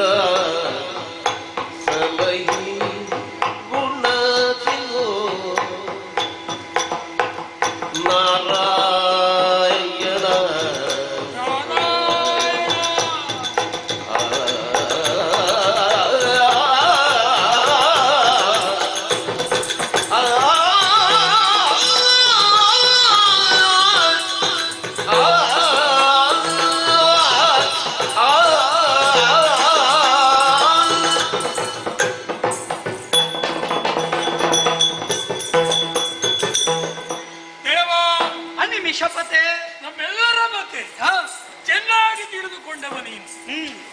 ಆದರೆ ಅನಿವಾರ್ಯವಾಗಿ ನಿನ್ನಲ್ಲಿ ಹೇಳದೆ ಉಳಿದನಾದರೆ ಮಗು ಒಂದು ಅಳದೆ ತಾಯಿ ಒಲೆ ಹಾಲನ್ನು ಕೊಡುವ ಹಾಗಿಲ್ಲ. ಇಲ್ಲ, ಚೆನ್ನಾಗಿ ತಿಳಿದಿದ್ದೇನೆ. ನೀನು ಹೇಳಿದೆ ಅಲ್ಲ ಈಗಲೂ ಹೋಗ್ತದ ಅಂತ, ಅಷ್ಟೇ. ಅದೇ ಕಾರಣ ಅಂದ್ರೆ ನಾನು ನನ್ನದು ನನಗೆ ನನ್ನಿಂದ ಎನ್ನುವ ಭಾವ ಅತಿಯಾಗಿ ಹೋಯಿತು. ಯಾರಿಗೆ? ಯಾರಿಗಲ್ಲ, ಅದಿನ್ನು ನನಗೆ ಅಂತ ಹೇಳ್ಬೇಕಾಗ್ತದೆ. ನನಗೆ ಎನ್ನುವ ಭಾವ ನಿನಗೆ ಮಾತ್ರವ ನಿನ್ನವರಿಗ ಎಲ್ಲರಿಗೂ ನಾನು ಎಂಬ ಭಾವ ಬಿಡದೆ ಹೋದ್ರೆ ಜಗತ್ತಿನಲ್ಲಿ ಬದುಕುವುದಕ್ಕೆ ಅವಕಾಶವಿಲ್ಲ ಎನ್ನುವ ಪರಮ ಸತ್ಯವನ್ನು ಈ ಮೇಲೆ ಅರಿತುಕೊಂಡೇ ಈ ಕಡೆ ಬಂದಿದ್ದೇನೆ. ದೇವೇಂದ್ರ, ಈ ಪ್ರಪಂಚದಲ್ಲಿ ನಾನು ಎನ್ನುವ ಅಹಂಕಾರ, ನಮ್ಮದು ಎನ್ನುವ ಮಮಕಾರ, ಅದನ್ನು ತೊರೆಯದೆ ಆಗುವುದಕ್ಕಿಲ್ಲ ಸತ್ಯದ ಸಾಕ್ಷಾತ್ಕಾರ. ನಾನು ಹೋದರೆ ಹೋದೇನು, ನೀನು ಬಂದರೆ ಬರುವಿ. ಹಾಗೆ ಒಂದು ವಿಚಾರ, ಒಂದು ಕಥೆ ಹೇಳಬೇಕಾಗ್ತದೆ. ನೀನು ಹೇಳಿದೆಯಲ್ಲ, ಹರಿತವಾಗಿರುವಂತಹ ಅಮರಲೋಕ ಏನಾಯಿತು? ಎಲ್ಲವೂ ಇತ್ತು ನನ್ನಲ್ಲಿ. ಈಗ ತೋರಿಸಬೇಕನ್ನು ಮನವಾಯಿತು. ಅದಕ್ಕಾಗಿ ಐರಾವತವನ್ನೇರಿ ದೇವತಿದ್ದೇನೆ ಸೇರಿ ಮೆರವಣಿಗೆಯಲ್ಲಿ ಹೋಗುತ್ತಿದ್ದೆ. ಅತ್ರಿಪುತ್ರಂತಹ ದೂರ್ವಾಸರಾಗಮನವಾಯಿತು. ಸರಿ, ಒಂದು ಹೂವಿನ ಹಾರವನ್ನು ಕೊಟ್ಟರು. ಎಲ್ಲವನ್ನು ಪಡೆದಿದ್ದೇನೆ ನಾನು. ನಿರ್ಲಕ್ಷ್ಯ. ಕೇಂದ್ರದಿಂದಲೇ ಎಲ್ಲವನ್ನು ಪಡೆದಂತಹ ನನ್ನ ಅವನಿಂದ ಕೊಟ್ಟು ಮುನಿಯಿಂದ ಬೇಡ ಬ್ರಾಹ್ಮಣನಿಂದ ಪಡೆಯುವುದೇನು ಏನು ಭಾವ ಉಂಟಾಯಿತು. ತಿರಸ್ಕರಿಸಿದೆ. ಆನೆ ಕಾಲಿಗೆ ಹಾಕಿತು, ಒಂದು ಹುಡಿ ಮಾಡಿತು. ಆನೆಯ ಸೊಂಡಿಲಿಗೆ ಹಾಕಿದೆ, ಅದು ಕಾಲಿನಲ್ಲಿ ಒಸಕ್ಕಿತ್ತು. ಹೌದು. ಮುಂದೇನಾಯಿತು? ಏನಿಲ್ಲ, ಬಡ ಬ್ರಾಹ್ಮಣ ಅಂತ ಹೇಳಿದಿರಲ್ಲ, ಬಂತು ಕೋಪ. ಬರ್ಲಿ, ನನಗೇನು ಬಡವನ ಕೋಪ ಎಷ್ಟರ ಮಟ್ಟಿಗೆ ಏನು ಅಹಂಭಾವದಲ್ಲಿ ಇತ್ತು. ಆ ಕೋಪದ ಪರಿಣಾಮವಾಗಿ ಕೊಟ್ಟಿದ್ದಾನೆ ಶಾಪ. ಏನಂತೆ? ಇಷ್ಟಕ್ಕೆಲ್ಲ ಕಾರಣ ನಿನಗೆ ಸಂಪತ್ತು, ಐಶ್ವರ್ಯ ಕಾರಣ. ಐಶ್ವರ್ಯವೆಲ್ಲವೂ ಕೂಡ ಶರದಿ ಪಾಲಾಗಲಿ. ಶಾಪ ನಾನು ಬಿಡ್ಲಿಲ್ಲ. ಮತ್ತೆ ನಾನು ಬಿಡ್ಲಿಲ್ಲ. ಅಧಿಕಾರ ಉಂಟಲ್ಲ, ಅಧಿಕಾರ ಉಂಟಲ್ಲ, ಸಂಪಾದನೆ ಮಾಡಿ. ಅದು ನಾಳೆ ಸಂಪಾದನೆ ಮಾಡಿ. ಅಧಿಕಾರ ಇದ್ರೆ ಸಂಪಾದನೆ ಮಾಡುವುದಕ್ಕೆ ಸಮಸ್ಯೆ ಇಲ್ಲ, ಅಧಿಕಾರ ಉಂಟು ಅಂತ ಹೇಳಿದೆ. ಕೆರಳಿತು ಮುನಿಗಳಿಗೆ ನಿನ್ನ ಅಧಿಕಾರ ಖಡರ ಪಾಲಾಗಲಿ ಅಂತ. ಇಲ್ವಾ ಈಗ? ಹಾಗೆ ಇತ್ತು. ಖಡರ ಪಾಲಾದ ಹೌದಾ ಅಂತ ಯೋಚನೆ ಮಾಡ್ತಾ ಇರುವಾಗಲೇ ಆ ಬಲಿ ಚಕ್ರವರ್ತಿ ಅವನ ಅನುಯಾಯಿಗಳನ್ನು ಕುಡಿಕೊಂಡು ದಾಳಿ ಇಟ್ಟ. ಅಧಿಕಾರವನ್ನು ಕಳೆದುಕೊಂಡೆ, ಐಶ್ವರ್ಯ ಉಂಟು ಯೋಚನೆ ಮಾಡ್ತಾ ಇರುವಾಗಲೇ ಎಲ್ಲ ಐಶ್ವರ್ಯವೂ ಕೂಡ ಶರದಿ ಪಾಲಾಯಿತು. ಈಗ ನನ್ನಲ್ಲಿ ಏನು ಉಳಿದಿಲ್ಲ, ನಾನು ಎಂಬ ಭಾವ ಹೋಗಿದೆ. ನಿನ್ನ ಕಿಂಕರರು ನಾವು ನನ್ನ ಗೋಳನ್ನು ಪರಿಹರಿಸಬೇಕು.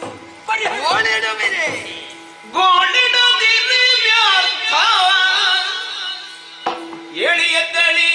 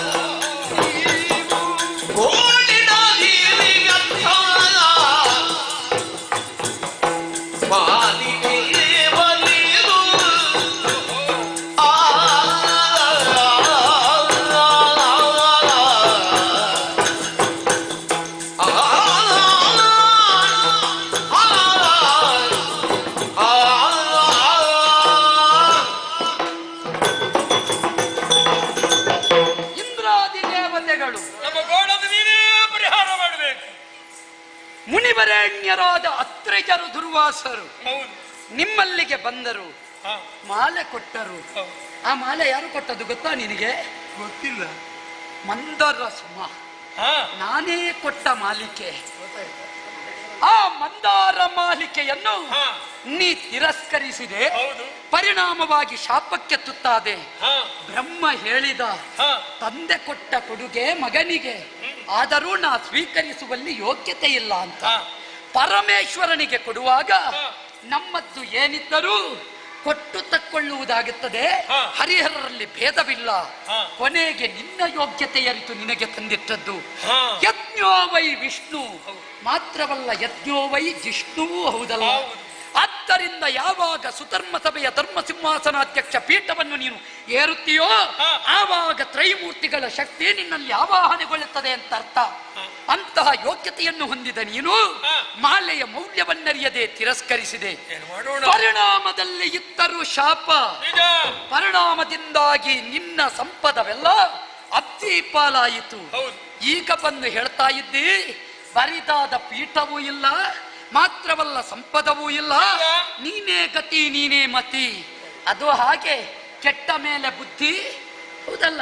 ಒಂದು ಆಟ ಉಂಟು, ಹೌದು, ಗೋಳಾಟ ನಮ್ಮದು. ಈಗ ನಿನ್ನ ಸೇವೆ ಕೊನೆ ಸೇವೆ ಇಲ್ಲಿ ಅಲ್ವಾ? ಬೇರೆ ದಾರಿ ಕಾಣಲಿಲ್ಲ ನನಗೆ. ನಿನಗೆ ಸೇವೆಗೆ ಕ್ಷೇತ್ರ ಇದೆ ಕಂಡದ್ದಲ್ವಾ? ನೀನಲ್ಲದೆ ಅನ್ಯ ಕ್ಷೇತ್ರ ಉಂಟ. ಈ ಕ್ಷೇತ್ರಕ್ಕೆ ಬಂದ ಮೇಲೆ ನಿನ್ನ ಭವನಿಗೆ ಮೌಲ್ಯ ಇಲ್ಲ ಅಂತ ಅದ್ದಿ ಹೋದೀತ. ನಾನು ತಿಳಿದುಕೊಂಡೇ ಬಂದೆ. ಈಗ ನೀ ಯೋಚಿಸಬೇಕಾದ ಅಗತ್ಯವಿಲ್ಲ. ಹೊಂದಿದ ಸಂಪದ ಸಮುದ್ರ ಪಾಲಾಗಿದೆ. ಸಮುದ್ರವನ್ನು ಸೇರಿದ ಸಂಪದವನ್ನು ಮತ್ತೊಮ್ಮೆ ನಾವು ಪಡೆಯುವ ಪ್ರಯತ್ನ ಮಾಡಬೇಕು. ಪಡೆಯುವುದಿದ್ರೆ ಹೇಗೆ? ಸುಲಭ ಇಲ್ಲ. ಸಮುದ್ರ ಮಥನವನ್ನು ಮಾಡಬೇಕು. ಸಮುದ್ರ ಮಥನ ಹೇಗೆ ಸಾಧ್ಯ? ನಿಮ್ಮಿಂದ ಸಾಧ್ಯವೇ? ಸಾಧ್ಯ ಉಂಟು, ಆದ್ರೆ ನೀವೇ ಸಾಕಾಗುವುದಿಲ್ಲ.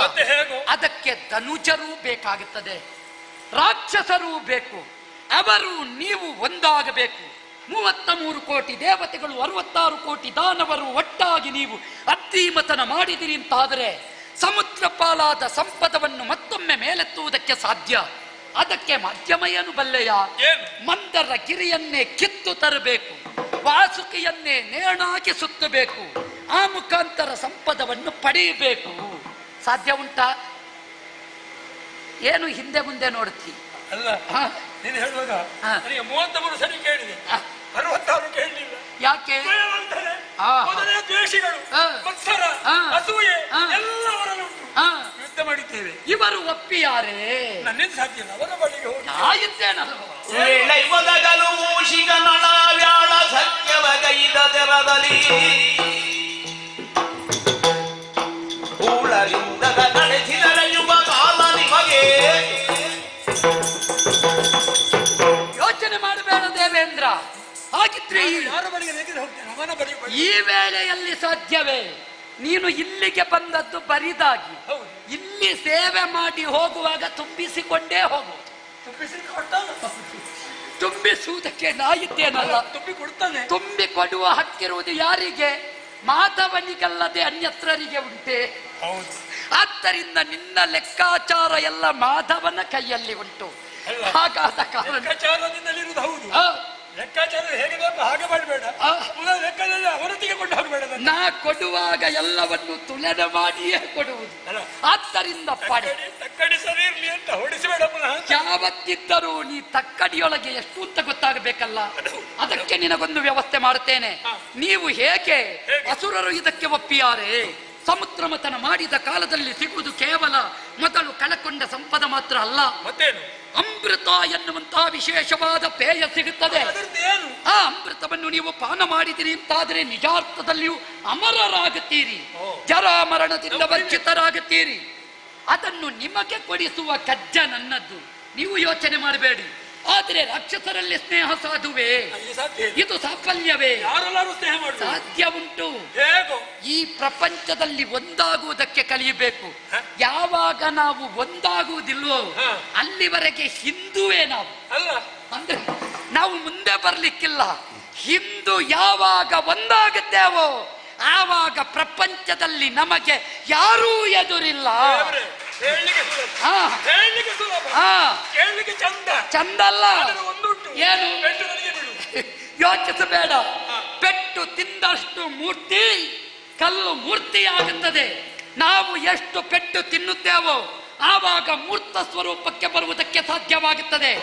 ಇಷ್ಟರವರೆಗೆ ಗೌಪ್ಯವಾಗಿದ್ದದ್ದೆಲ್ಲ ಇನ್ನು ಬಯಲಾಗುವ ಪರ್ವಕಾಲ ಒದಗಿ ಬರ್ತದೆ. ಆದ್ದರಿಂದ ಮೂಲವನ್ವೇಷಣೆ ಮಾಡಬೇಕು. ದ್ವೇಷ ಅಲ್ಲ, ಶಾಂತಿಯಿಂದಲೇ ಸಾಧಿಸಬೇಕು. ಒಂದೇ ಒಂದೇ ಜಗನ್ಯಾಮಕ. ಹೌದು. ಆದ್ದರಿಂದ ಯೋಚನೆ ಮಾಡಬೇಡ. ಹೋಗು ರಾಕ್ಷಸರ ಬಳಿಗೆ, ಹರಿ ನಿರೂಪ ಅಂತ ಹೇಳು. ಒಪ್ಪಿಕೊಳ್ಳಬಲ್ಲ, ಆದರೂ ಜಾಗ್ರತೆ ಬೇಕು. ಹಿಂದೆ ಒಂದು ಕಥೆಯನ್ನು ನಿನಗೆ ಹೇಳ್ತೇನೆ. ಅಂಬರ ಪಥದಲ್ಲಿ ಗರುಡ ಹಾರುತ್ತಾ ಇತ್ತು, ನೆಲದಲ್ಲಿ ಹಾವೊಂದು ಸಂಚರಿಸುತ್ತಾ ಇತ್ತು. ಗರುಡನ ಆಹಾರ ಹಾವು.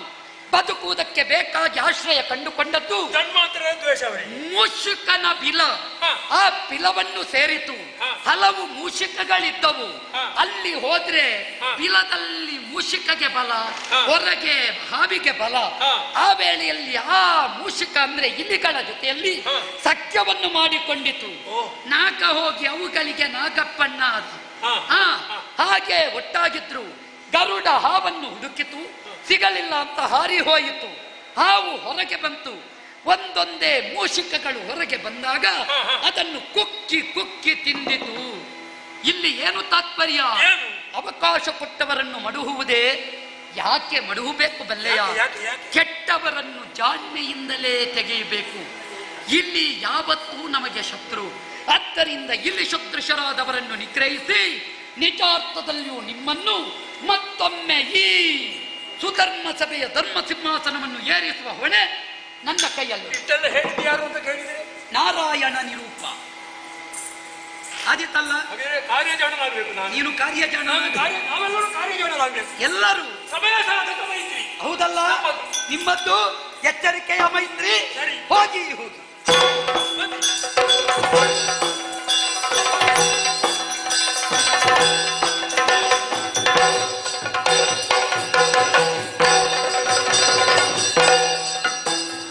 ಬಹಳಷ್ಟು ವಿಶೇಷ. ಬಾಗಿಲ ಭಟ್ಟರು ಬಂದು ಹೇಳುತ್ತಾ ಇದ್ದಾರೆ, ಯುದ್ಧದಲ್ಲಿ ಸೋತಂತಹ ಇಂದ್ರಾದಿ ದೇವತೆಗಳು ನನ್ನನ್ನು ಕಾಣಬೇಕು ಎನ್ನುವಂತಹ ಉದ್ದೇಶದಿಂದ ಬಂದಿದ್ದಾರಂತೆ. ಬರುವುದಕ್ಕೆ ಹೇಳಿದ್ದೇನೆ.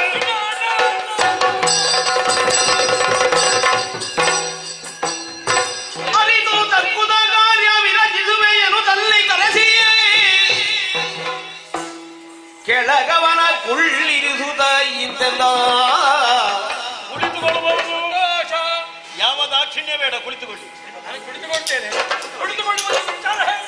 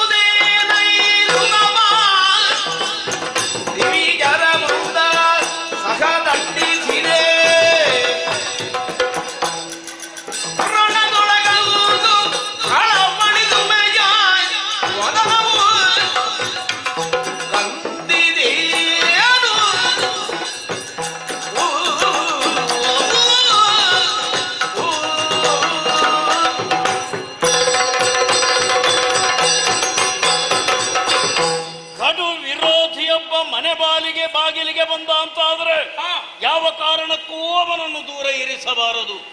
ಸತ್ಕಾರವನ್ನು ಮಾಡಲೇಬೇಕು. ದೇವೇಂದ್ರ, ಯುದ್ಧದ ಪರಿಣಾಮವಾಗಿ ನೀನು ಸೋತವ.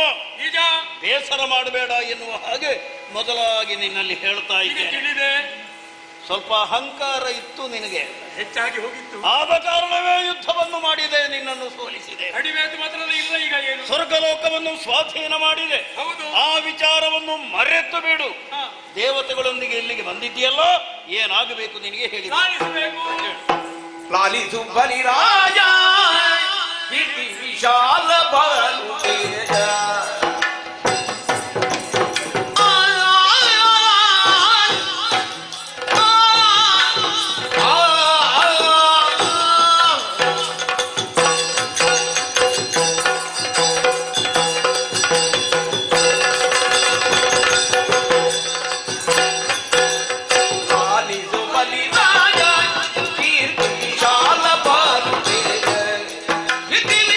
Yeah.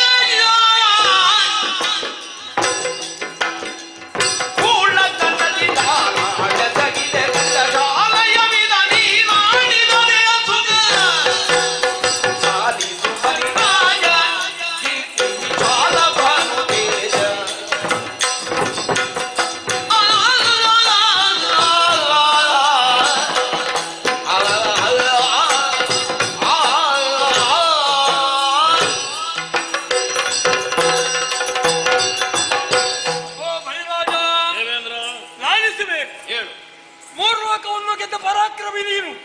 ಆದ್ರಿಂದಲೇ ನಿನ್ನ ಮುಖ ಬಾದು ತೇಜಕ್ಕೆ ಹೋಲಿಸ್ತಾ ಇದ್ದೇನೆ.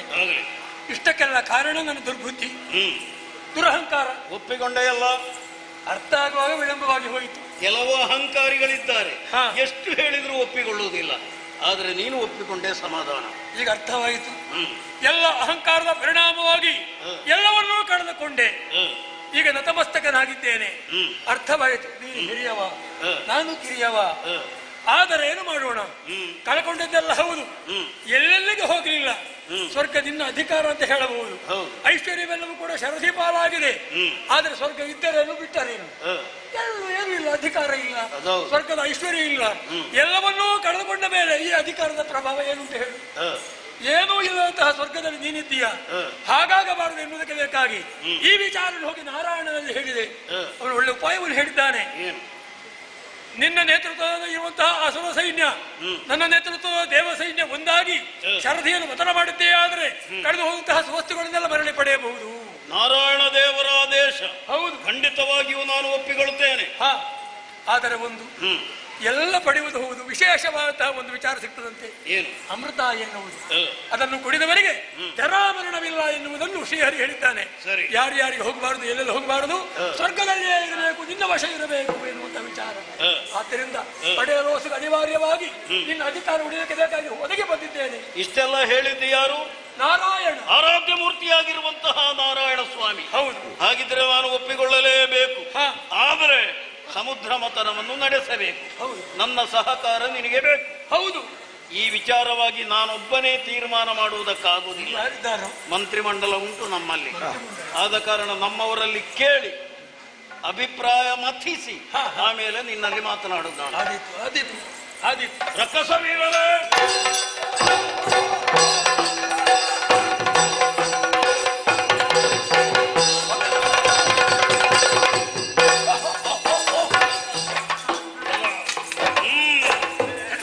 ವಿರೋಧಿಗಳಾಗಿ ಇಲ್ಲಿಗೆ ಬಂದದ್ದಲ್ಲ, ನಮ್ಮ ಹಿತವನ್ನು ಬಯಸಿ ಬಂದಿದ್ದಾರೆ. ಆದ ಕಾರಣ ದ್ವೇಷಿಸಬಾರದು. ರಕ್ಕಸವೀರರೇ, ಸ್ವರ್ಗಲೋಕ ನಮ್ಮ ಸ್ವಾಧೀನವಾಗಿದೆ. ಹಾಗೆಂದು ಸ್ವರ್ಗದಲ್ಲಿರುವಂತಹ ಸಂಪತ್ತೆಲ್ಲವೂ ಸಮುದ್ರ ಪಾಲಾಗಿದೆ. ಅದನ್ನು ಪಡೆಯುವರೆ ಸದುದ್ದೇಶದಿಂದ ಬಂದವರಿದ್ದಾರೆ. ದೇವತೆಗಳು ಹಾಗೂ ರಕ್ಕಸರು ಒಂದಾಗಿ ಸಮುದ್ರ ಮಥನವನ್ನು ಮಾಡಿದ ಕ್ಷಣ ವಿಶೇಷವಾದ ಎಲ್ಲಾ ವಸ್ತುಗಳು ಹುಟ್ಟುವುದರೊಂದಿಗೆ ಅಮೃತವು ಸಿಗುವುದಕ್ಕೆ ಸಾಧ್ಯ. ಹಾಗಿದ್ರೆ ಸಮುದ್ರ ಮಥನವನ್ನು ನಡೆಸೋಣ ಎನ್ನುವ ಹಾಗೆ ದೇವೇಂದ್ರನ ಅಭಿಪ್ರಾಯ. ನಿಮ್ಮ ಅಭಿಪ್ರಾಯ ಏನು? ಸರಿವಾದನು ಇದರೊಳು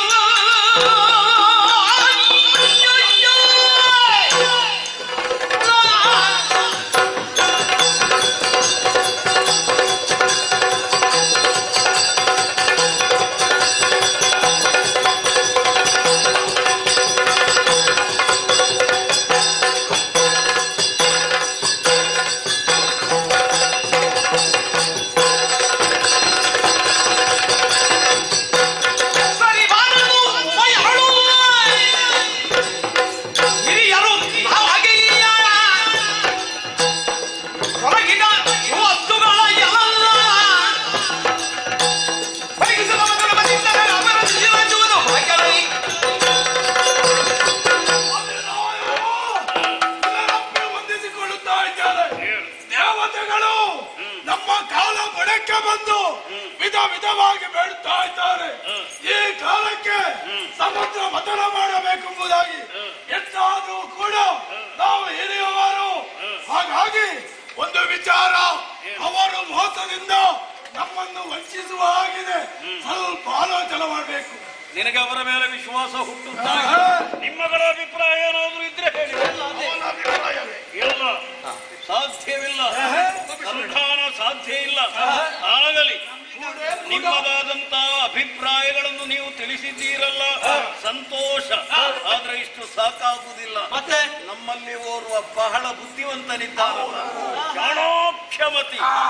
ಸ್ವಲ್ಪ ದುರ್ಬಲತೆ ಅವನಿಗಿದ್ದರೂ ಕೂಡ ಮತಿ ಮಾತ್ರ ಚಾಣಾಕ್ಷನೇ ಹೌದು. ಅವನನ್ನು ಕರೆಸಿ ಅವನ ಅಭಿಪ್ರಾಯವನ್ನು ಕೇಳಬೇಕಾಗಿದೆ. ಎಲ್ಲಿದ್ದೇನೋ ನೀನು ಬಾಯಲ್ಲಿ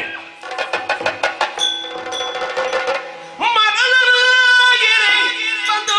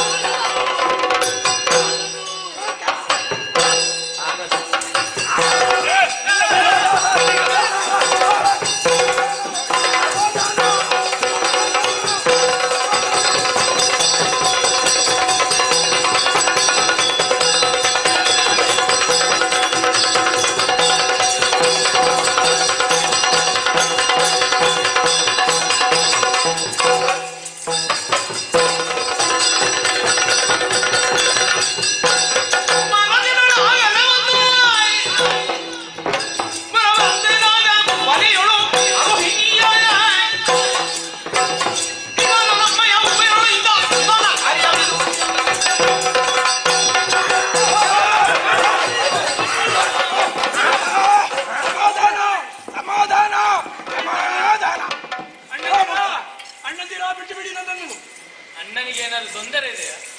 ಬಲಿಗಾಯ ಬಲಿಗಾಯ ಬಲಿಗಾಯ ಆಗನು ಆಗನು ಯಾವುದು ಆಗದು? ಎಂದು ಎಂದು ಎಂದ್ರಲ್ಲ ಇಂದ್ರ. ಎಂದು ಎಂದ್ರ ಅಲ್ಲ ಇಂದ್ರ. ಅಣ್ಣ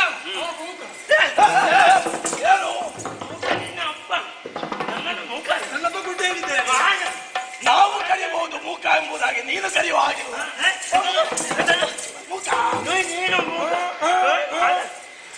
ಬಲಿಗಾಯ ಅವ ಹೇಳಿದಲ್ಲ ಹಾಗಾಗಿ ಆಗದು. ಯಾಕಾಗದು? ಇದು ಮೂಗು ಪಾಲಾಗಬೇಕು. ಯಾಕೆ? ಸಮುದ್ರ ಮಥನವನ್ನು ಮಾಡಿ ಸಂಪತ್ತು ಹುಟ್ಟಿಕೊಂಡ್ರೆ ಸಮುದ್ರ ಮಥನದಲ್ಲಿ ಮಸಣ ಅಲ್ಲ, ಸಮುದ್ರ ಮಥನ ಹುಟ್ಟುವ ಸಂಪತ್ತು ಮೂಗು ಪಾಲು.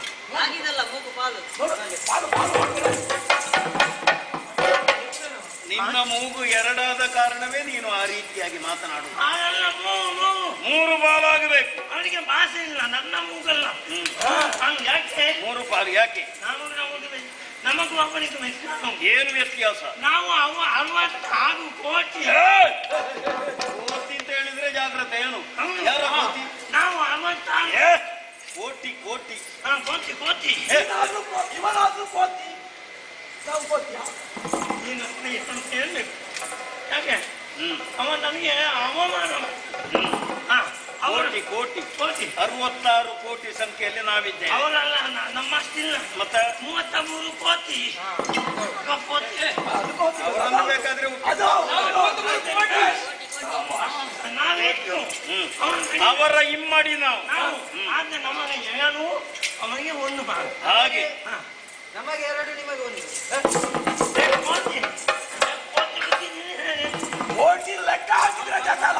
ಸಂಖ್ಯೆಯ ಲೆಕ್ಕಾಚಾರದಲ್ಲಿ ನಿಮಗಿಂತ ಇಮ್ಮಡಿ ನಾವಿದ್ದೇವೆ. ಆದ ಕಾರಣವು ಸಂಪತ್ತಿನಲ್ಲಿ ನಿಮಗಿಂತ ಇಮ್ಮಡಿ. ನಿಮಗೆ 1 ಎಂದಾದರೆ ನಮಗೆ 2, ಆ ರೀತಿಯ ಪಾಲು. ಹಾಗೆ ನನ್ನ ಅಭಿಪ್ರಾಯ. ಅವನನ್ನು ಕೇಳಿ ಅವನನ್ನು ಕೇಳಿ ಸರಿ, ನಾನೇ ಕೇಳ್ತೇನೆ. ದೇವೇಂದ್ರ ಹೇಳಿದಂತಹ ಮಾತನ್ನು ನೀನು ಕೇಳಿದ್ದೀಯಲ್ಲ? ಅದೇ ಕೇಳಿದ್ದೇನೆ. 3ರಲ್ಲಿ 2 ಪಾಲು ನಮಗೆ, ನಮಗೆ 1 ನಿಮಗೆ. ಹೇಗೆ ಹೇಗೆ ಮಗಳು ನನ್ನನ್ನು ನೋಡಿ ನನ್ನನ್ನು ನೋಡಿ ನೋಡುವಾಗ ಹೆದರಿಕೆ ಆಗ್ತದೆ. ನೀ ಹೇಳುವಾಗ 2 ಬಾಲು ನಿಮಗೆ, ನಮಗೆ 1 ಬಾಲು. ಒಪ್ಪಿಕೊಳ್ತೀಯಲ್ಲ? ಹಾಗೇನು? ಹಾಗಿದ್ರೆ ಮುಂದೇನು ತಡ ಮಾಡುವುದು ಯಾಕೆ? ಮುಂದುವರಿಯೋಣ.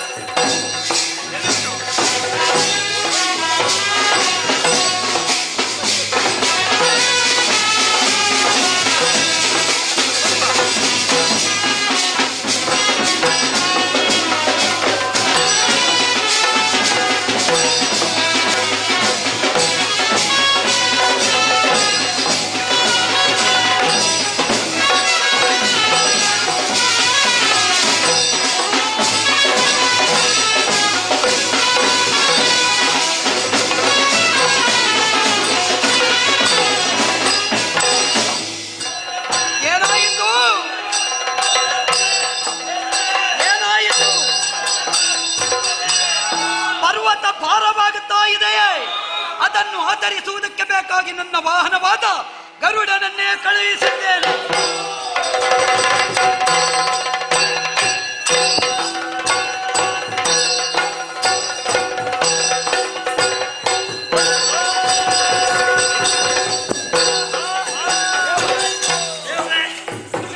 ಬಲಿರಾಯ, ವಂದಿಸಿಕೊಂಡಿದ್ದೇನೆ. ಒಳಿತಾಗಲಿ.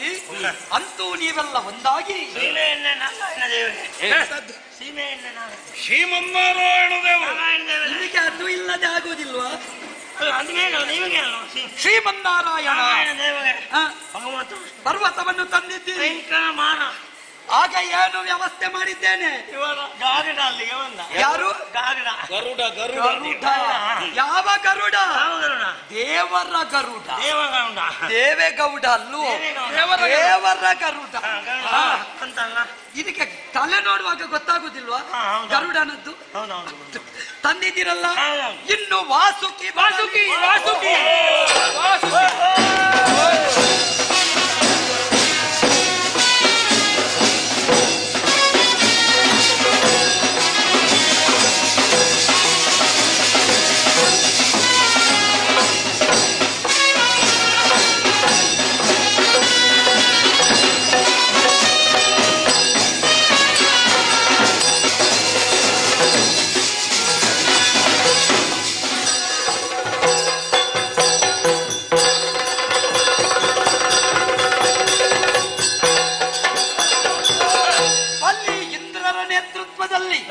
ಬರಬೇಕಾದ ಸಾಹಿತ್ಯ ಬಂದಾಯಿತು. ಎಲ್ಲವನ್ನೂ ಸಮುದ್ರ ದಂಡೆಯ ಮೇಲೆ ಇರಿಸಿದ್ದೇವೆ. ಆದ್ರೆ ನಾವು ಯಾವುದೇ ಕೆಲಸ ಮಾಡಬೇಕಿದ್ರು ವಿಘ್ನ ವಿನಾಶಕನಾದ ಮಹಾಗಣಪತಿಯ ಸಂಸ್ತುತಿ ಅಗತ್ಯ. ಒಂದು ಗಣೇಶನ ಪ್ರಾರ್ಥನೆ ಆಗಬೇಕು. ನಮ್ಮ ಯಜಮಾನರು ಮಾಡ್ತಾನೆ. ಯಜಮಾನರ ಪರವಾಗಿ ನೀನೇ ಅವನಿಗೆ ಮಾಡಿದ್ರೆ ದೇವರು ಬೇಗ ಹೋಗಿದ್ದಾರೆ. ಹೌದು. ಅಂದ್ರೆ ನನ್ನ ಅಂಗವಿಕಲ ಅಂತೆಲ್ಲ ಅರ್ಥ ಉಂಟು. ವಿಕಟ ಗಣಪ ನಿನಗೆ ಅಂಗ ಉಂಟು, ಎಲ್ಲಿ ಉಂಟು ಅಂತ ಅಲ್ವಾ? ಉಂಟಲ್ಲ ಮತ್ತೆ ಅವನಾಗ ನಿನಗೆ ಗೊತ್ತಾಗೋದು ಎಷ್ಟು ಚೆನ್ನಾಗಿ ಉಂಟು. ಸೀಳಿಟ್ಟ ಚಲ್ಲಂಗಾಯಿ ಹಣ್ಣಿನ ಹಾಗೆ ದೇವರ ನೀನು ನನಗೆ ಅಪಮಾನ ಮಾಡ್ತೀನಿ. ಹಾಗಲ್ಲ, ಮತ್ತೆ ಚಲ್ಲಂಗಾಯಿ ಹಣ್ಣಿನಾಗ ಉಂಟ ಸಿಹಿ. ಸಿಹಿ ಹಾಗೆ ಒಳ್ಳೆ ಮುಖ. ಆಯ್ತು, ನಾನು ಹೇಳ್ತೇನೆ. ಗಜಮುಖನೇ ನಿನಗೆ ಒಂದಾನೆ. ಗಜಮುಖನೆಲ್ಲ ಗಜಮುಖನೇ ನಿನಗೆ ವಂದನೆ. ಗಜಮುಖನೇ ಗಣಪನೇ ನಿನಗೆ ಒಂದಾನೆ. ಕೈಪೆ ತರು ಕೈಪೆ ತರು. ನನ್ನ ಮರ್ಯಾದೆ ತೆಗಿತೀಯಲ್ಲ.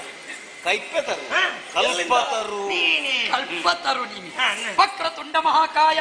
ಮಕ್ಕಳ ಮೂಲ್ಯ ಭಾಷೆ ಹೇಗೆ ಇರಲಿ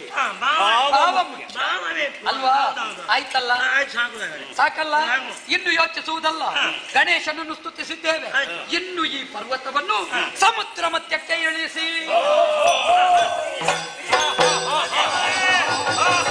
ಏನಾಗುತ್ತದೆ? ಪರ್ವತ ಮುಳುಗುತ್ತಾ ಇದೆಯೇ? ಆಧರಿಸುವುದಕ್ಕೆ ಬೇಕಾಗಿ ಕೂರ್ಮಾವತಾರ.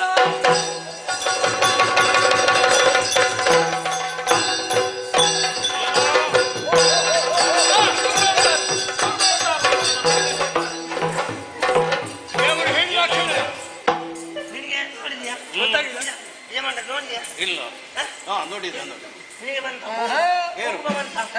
ಎಂತದ್ದು? ಕೂರ್ಮ ಬೆನ್ನು ಕೊಟ್ಟು ಪರ್ವತವನ್ನು ಆಧರಿಸಿದೆ. ಇನ್ನು ಎಲ್ಲಿಂದ ಬರುವುದು? ಬಂದು ಹೋಗಿ ಆಯಿತು. ಅಂದ್ರೆ ಅಡಿಯಲ್ಲಿ ಉಂಟು. ಇನ್ನು ಕಾಣಿಸುವುದಿಲ್ಲ. ವಾಸುಕಿಯನ್ನು ಸುತ್ತಿ ಏನು ಏನು ಜಗಳ?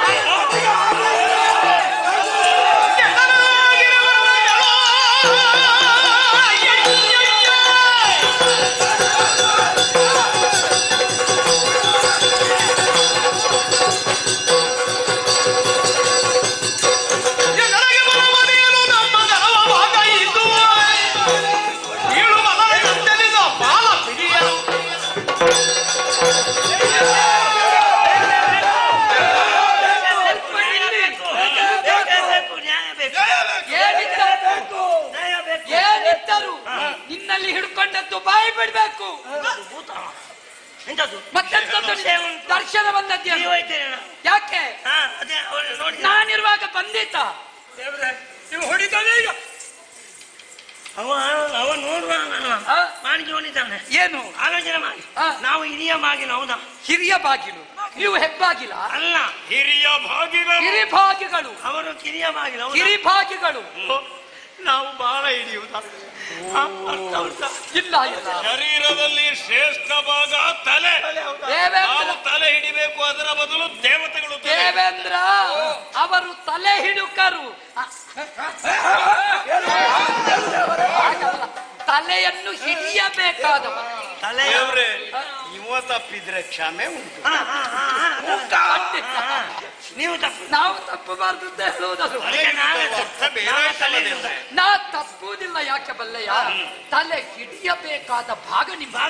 ಹೌದಲ್ಲ? ನೀವು ಹಾಗಾಗುವುದೇನು? ನಿಮಗೆ ಬಾಲ ಆದ್ರೇನು, ತಲೆ ಆದ್ರೇನು? ಅವರ ತಲೆ ಹೋಗಲಿ. ನೋಡಿ, ನೀವು ಅಡಕೋತಿಯಲ್ಲಿ ನಮ್ಮನ್ನು ಸಿಕ್ಕಿ ಹಾಕ್ತೀರಿ. ಇಲ್ಲ, ನನಗೆ ಗೊತ್ತಾಗ್ತದೆ. ಕೋತಿಯಲ್ಲಿ ಅಲ್ವೇನೋ, ಅಡ ಕತ್ತರಿಯಲ್ಲಿ ಸಿಕ್ಕಿದೆ. ಗೊತ್ತಾಗ ನನ್ನ ತಲೆ ಹೋಗಲಿ. ಎಲ್ಲಿಗೆ? ಯಾದೃಶಿ ಭಾವನಾ ಯತ್ರ ಸಿದ್ಧಿರ್ಭವತಿ ತಾದೃಶಿ. ತಲೆಭಾಗ ಆಗಲಿ. ಯಾರ್ಯಾರ ಭಾವ ಹೇಗುಂಟು ಹಾಗೆ ತಲೆ ನಿಮ್ಮತ್ತು ನಿಮಗೆ ಹೋಗಲಿ ಅಂತ. ನಿಮ್ಮ ಭಾವ ಹಾಕಿದ್ರೆ ನಾ ಏನು ಮಾಡುದು? ನಮ್ಮದ್ದಲ್ಲ, ಆ ಹಾವಿನ ತಲೆಯ ಭಾಗ ನಮಗೆ ಹೋಗಲಿ ಬಿಡಿಸಿ ಹೇಳಿ. ನಾವು ಸ್ವಲ್ಪ ಸಣ್ಣದು ಸಣ್ಣದು ಯಾಕೆ ಅಷ್ಟಕ್ಕೆ ಮುಡಿಸೋದು? ಅಲ್ಲಲ್ಲ, ಬೇಕಾದಲ್ಲಿ ದೊಡ್ಡದು ಮಾಡ್ತಾರೆ, ಬೇಕಾದಷ್ಟು ನಮ್ಮಲ್ಲಿ ಮಾತಾಡುವಾಗ ಅಲ್ಲ, ಬೇಕಾಗುವಾಗ ಉದ್ದ ಉದ್ದ ಭಾಷಣ ಮಾಡ್ತಾರೆ. ಈಗ ಸಣ್ಣದು ನಮಗೆ ಪೆಟ್ಟು ಹೊಡಿಲಿಕ್ಕೆ ಸಣ್ಣದು, ಅದೆಲ್ಲ ಇದು ನಾರಾಯಣ ವಾಕ್ಯ. ನನ್ನ ನಾರಾಯಣ ವಾಕ್ಯ ಆಗ್ಬೋದು, ಆದ್ರೆ ಅರ್ಥ ಆಗುವಾಗ ಹೇಳಿ. ಸರಿ, ತಲೆ ಹಿಡಿ.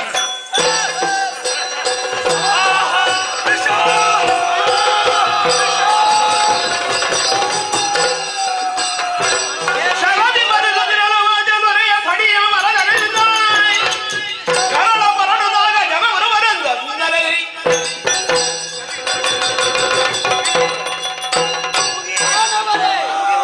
ಅಂತೂ ವಾಸುಕಿಯ ಬಾಯಿಂದ ಬಂದಿರುವ ಹಾಲಾಹಲ ನಿಮ್ಮ ಮೈಯನ್ನು ಸೋಂಕಿ ನೀವು ಮೃತ ಸ್ಥಿತಿಯಲ್ಲಿದ್ದೀರಿ.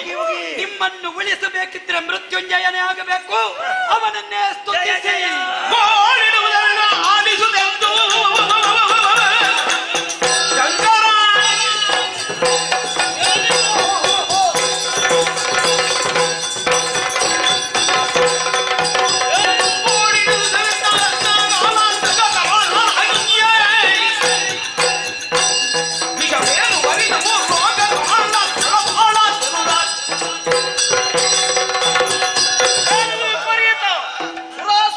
ನಡೆಸುತ್ತಾ ಇರುವಂತಹ ಸಮುದ್ರ ಮಥನದಿಂದ ಘೋರವಾದಂತಹ ಹಾಲಾಹಲವೇ ಹುಟ್ಟಿಕೊಂಡಿದೆ. ನನ್ನ ಭಕ್ತರಾದಂತಹ ರಕ್ಕಸರೆಲ್ಲರೂ ತರಹರಿಸ್ತಾ ಇದ್ದಾರೆ. ಇದನ್ನು ಹೀಗೆ ಉಳಿಯಬಿಟ್ರೆ ಬ್ರಹ್ಮಾಂಡವೇ ನಾಶವಾಗುತ್ತದೆ. ಹಾಗಾಗಬಾರದು. ಹಾಗಾಗಿ ಇದನ್ನು ನಾನೇ ಪಾನ ಮಾಡ್ತೇನೆ.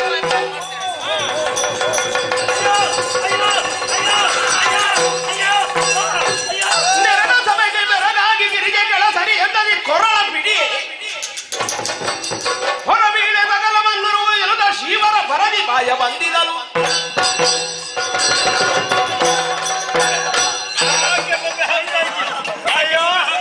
ನಮ್ಮ ದೇವರನ್ನು ಕೊಲ್ಲುತ್ತಾರೆ ಅವರು. ಯಾರು ಕೊಲ್ಲುವುದು? ನಾರಾಯಣ ದೇವರು ಬಾಯಿ ಹಿಡ್ಕೊಂಡು ಅಮ್ಮ ಕುತ್ತಿಗೆ ಗಟ್ಟಿಯಾಗಿ ಹಿಡ್ಕೊಂಡಿದ್ದಾರೆ, ಈಗ ಕೊಲ್ಲುತ್ತಾರೆ. ಅಯ್ಯೋ ಎಂತದ್ದು ನಿನ್ನ ಅವಸ್ಥೆ? ಇವನಿಗೆ ಅರ್ಥ ಆಗುವಾಗೆ ಹೇಳಿಬಿಡಿ ದೇವರೇ. ಯೋಚನೆ ಮಾಡಬೇಡ. ಈಗ ಹಾವಿನ ಬಾಯಿಂದ ಹೊರಬಂದು ಹಾಲಾಹಲ, ಹೌದಾ? ಆ ವಿಷವನ್ನು ಪರಮೇಶ್ವರ ದೇವರು ಕುಡಿದರು. ನೀವು ಬಾಯಿ ಮುಚ್ಚಿ. ಅದು ಒಳಗೆ ಹೋಯಿತು ಅಂತಾದ್ರೆ ಒಳಗಿದ್ದ ಬ್ರಹ್ಮಾಂಡವೇ ಸುಡುತ್ತದೆ. ಅದು ಒಳಗೆ ಹೋಗಬಾರ್ದು ಅಂತ ಪಾರ್ವತಿ ದೇವಿ ಗಂಟಲಲ್ಲಿ ಹಿಡಿದಿದ್ದಾರೆ. ಬಾಯಿ ಹಿಡಿದದ್ದು. ಹೊರಗೆ ಉಗುಳಿದ್ರೆ ನಿಮ್ಮ ಸಂತಾನ ನಾಶ ಆಗುತ್ತದೆ. ಬಂದಿದ್ದಾರೆ ಬೆಳ್ಳಿ ಬೆಟ್ಟದಿಂದ.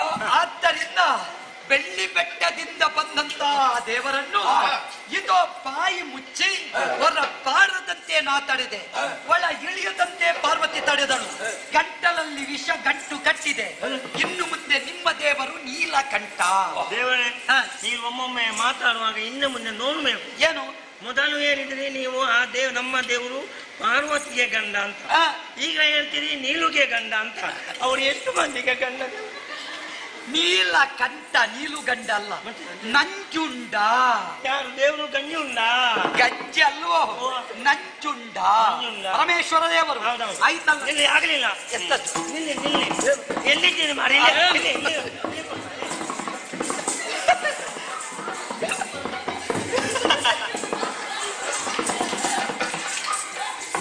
ದೇವರಿಗ ದೇವರಲ್ಲಿ ನಮ್ಮ ದೇವರೇ, ದೇವರೇ ಇಲ್ಲಿ ಬನ್ನಿ ದೇವರೇ. ದೇವರಿಗೆ ಪೀಠ ಮಾತಾಡುವಾಗ ದೇವರೇ ಕೂತ್ಕೊಳ್ಳಿ. ಯಾಕೆ ನೀವು ಆಚೆ ಈಚೆ ಹೋಗ್ಬೇಡಿ. ನೀರಿನ ಬದಿಯಲ್ಲಿ ಸುಮ್ಮನೆ ಎಲ್ಲಿಯಾದ್ರೂ ನೀರಿಗೆ ಬಿದ್ದರೆ ನಿನ್ನತಿ ಎಂತದ್ದು ಇವತ್ತು ಸುಧಾರಿಕೆ? ಏನು ಅವರಿಗೆ ಗತಿ ಇಲ್ಲ ಅಂತ ಮಾಡಿ. ಅಲ್ಲ, ನಮ್ಮ ದೇವರು ಯಾರ್ಯಾರು ಹೊತ್ತುಕೊಂಡು ಬಂದದ್ದನ್ನು ದೇವರಿಗೆ ಕೊಟ್ಟಿದೆಯಲ್ಲ. ಇಲ್ಲ. ಎಷ್ಟು ಹೊತ್ತಾಯಿತು ನಿಮ್ಮ ಜೊತೆಯಲ್ಲಿ ನಾನಿದ್ದು? ಇಷ್ಟರವರೆಗೆ ಕುಳಿತುಕೊಳ್ಳುವುದಕ್ಕೊಂದು ಮನೆ ಆದ್ರೂ ಕೊಟ್ಟಿದ್ಯಾ? ಈಗ ಬಂದ ದೇವರಿಗೆ ನಿನ್ನದು ಪಕ್ಷಪಾತವಾ? ಪಕ್ಷವನ್ನಲ್ಲ, ನಾನು ಯಾಕೆ ಕೊಟ್ಟೆ ಆಲೋಚನೆ ಮಾಡಿ. ಏನು? ನಮ್ಮ ದೇವರು ಇನ್ನ ಕೂಡ್ಲೆ ಕುಡಿದ್ರು, ಹೌದಾ? ವಿಷ ಅದನ್ನೇ ಕುಡಿದ್ರು, ಹೌದಾ? ನೀರಿನ ಬದಿಯಲ್ಲಿ ಕುಡಿದು ಆಚೆ ಈಚೆ ಹೋಗುವಾಗ ಕಾಲು ಜಾರಿ ಬಳ ಅಂತ ನೀರು ಬಿದ್ದರೆ ಎಲ್ಲಿಯಾದ್ರೂ ನಮ್ಮ ದೇವರು ನೀರಿಗೆ ಬಿದ್ದು ಹೆಚ್ಚು ಕಡಿಮೆ ಆದ್ರೆ ನಿನ್ನ ಅನುಭವ ದೊಡ್ಡ. ಅದಕ್ಕೆ ನಾನು ನಿಮಗೆ ಕೂತ್ಕೊಳ್ಬೇಕಲ್ಲ. ನಿಲ್ಲಿ ನಿಲ್ಲಿ ಬೇಡ ಬೇಡ, ನಿಲ್ಲಿ ನಿಲ್ಲಿ ನಿಲ್ಲಿ ಹೇಳಿ.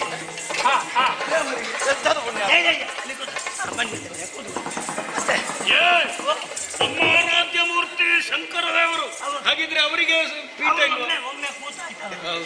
ತೂಕುಕಡೆ ಇನ್ನೊಂದು ನಾರಾಯಣ ದೇವರಿಗೆ ನೀನು ಇದ್ದದ್ದರಲ್ಲೇ ಸುಧಾರಿಸು. ತೂಕುವಳಿ ಇರ್ಲಿ, ನಿನ್ನ ಭಾವಕ್ಕೆ ಮೆಚ್ಚುತ್ತೇನೆ. ಇನ್ನು ಹಾಗಲ್ಲ, ಅಪ್ತಿಯನ್ನು ಮಥನ ಮಾಡಬೇಕು, ಯೋಚಿಸುವುದಲ್ಲ.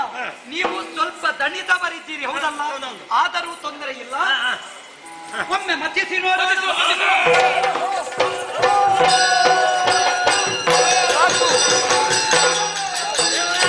ದೇವದಾನವರು ಬಹಳಷ್ಟು ಶ್ರಮ ವಹಿಸಿದ್ದೀರಿ, ಮಥನವನ್ನು ಮಾಡಿದ್ದೀರಿ.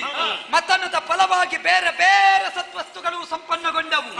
ಅಪ್ಸರಾಂಗಣೆಯರು, ಕಾಮಧೇನು, ಕಲ್ಪವೃಕ್ಷವೇ ಮೊದಲಾದಂತಹ ಪವಿತ್ರ ವಸ್ತುಗಳು ಎಲ್ಲವೂ ಮೇಲಕ್ಕೆ ಬಂತು.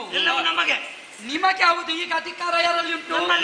ಆದ್ದರಿಂದ ದೇವಲೋಕದಲ್ಲೇ ಹೌದಲ್ಲ?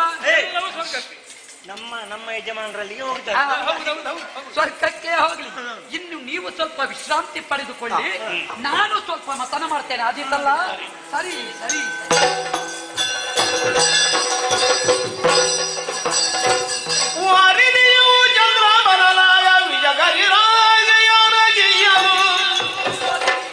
ಪೂರ್ವಾದ್ರಿಯು ಬಾಬಾಲ ಭಾಸ್ಕರನಂತೆ ಕ್ಷೀರಮೆ ಮೈದೋರನು ಅಕ್ಷಣದಿ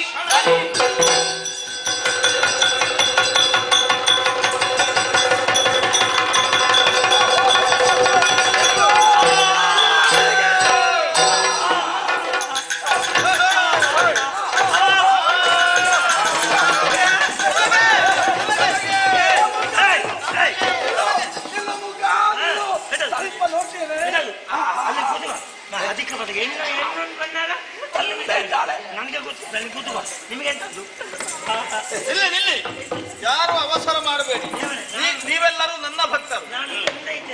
ನೀವು ಈ ರೀತಿಯಾಗಿ ವರ್ತಿಸಿದ್ರೆ ಅದರಿಂದ ಅಪಚಾರ ನನಗೆ. ಹಾಗಾಗಿ ನೀವೆಲ್ಲರೂ ಸಮಾಧಾನದಿಂದ ಕುಳಿತುಕೊಳ್ಳಬೇಕು. ಬ್ರಹ್ಮದೇವರಿಗೆ ಕೊರತೆ ಮಾಡಬೇಕು, ಸೈರಿಸಬೇಕು. ಎಲ್ಲರೂ ಕೂಡ ಹರಿಯೇ ಮತಿಸಿ ಸಾಕು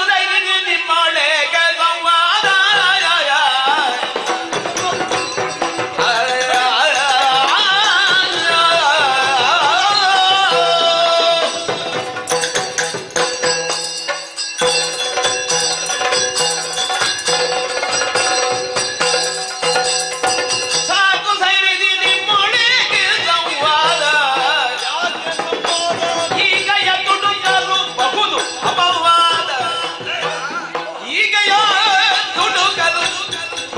ಅಪವಾದ ಕಟುತನಗಳು ವಿವೇಕವಂತರಲ್ಲಿ ಸೊಗದು ದುರ್ಬುದ್ಧಿಯ ಗಂಡ ಬಿಲ್ಲಿ ಸಗುದೈದಿ ನಿಮ್ಮೊಳಗೆ ಸಂವಾದ ಈಗ ದುಡುಗಲು ಬಹುದಪವಾದ ಸೈರಿ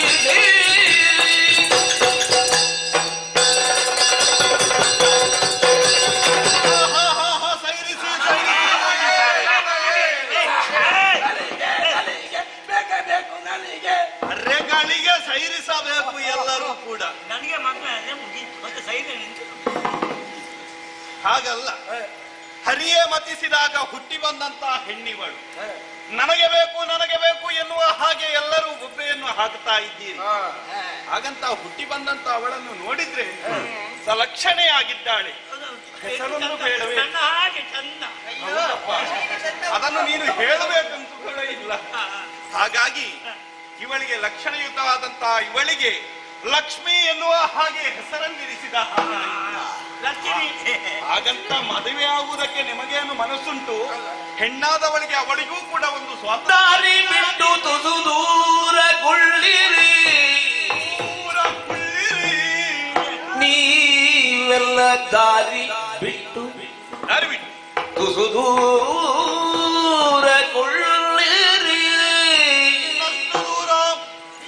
ತ್ರಿಪುರಾರಿಯ ಎಡಬಲ ಬಲಿಗಿರುವ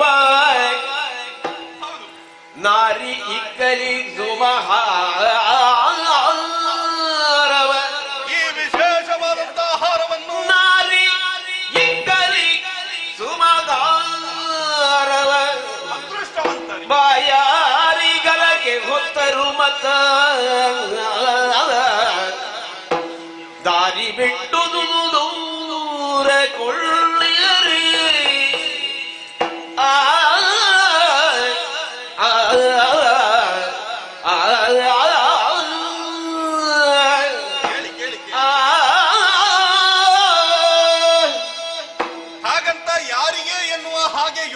ಮಾಡಬೇಕಾದದ್ದಿಲ್ಲ. ಮಾರ್ಗವನ್ನು ನಾನೇ ಸೂಚಿಸ್ತೇನೆ.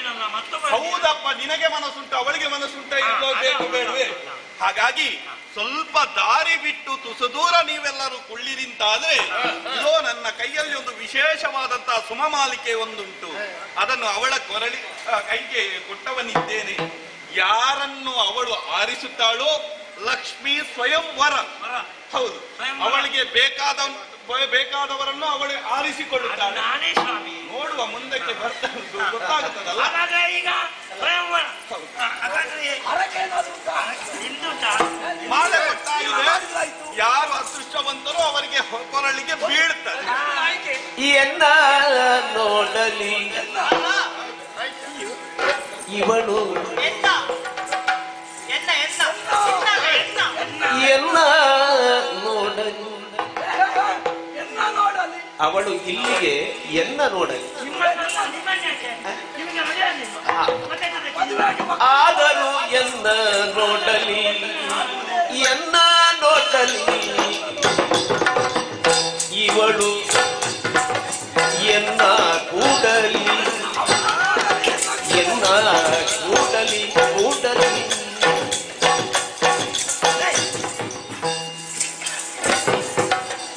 ಇವಳು ಎನ್ನ ಕೂಡಲಿ.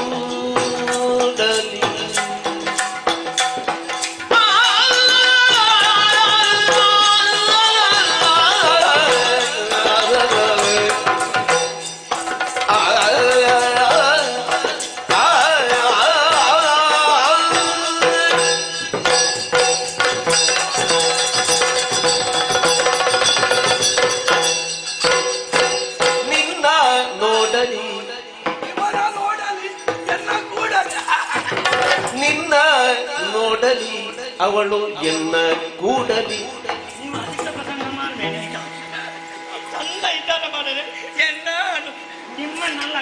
ನಿನ್ನ ನೋಡಲಿ,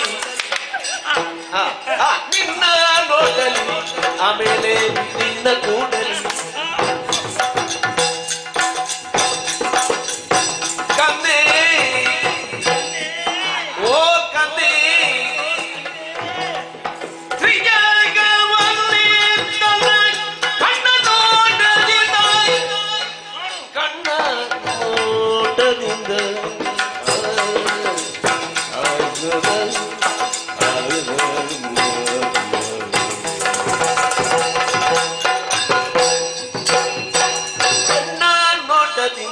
ಸೆಳೆವ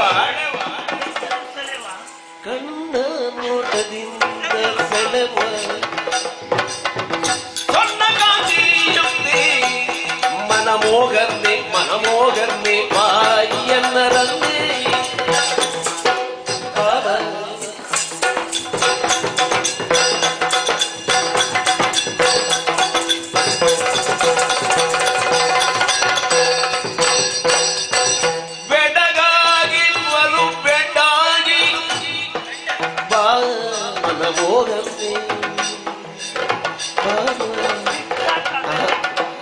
ಬಲು ಬೆಂಡಾಗಿ ಮೋಗನೆ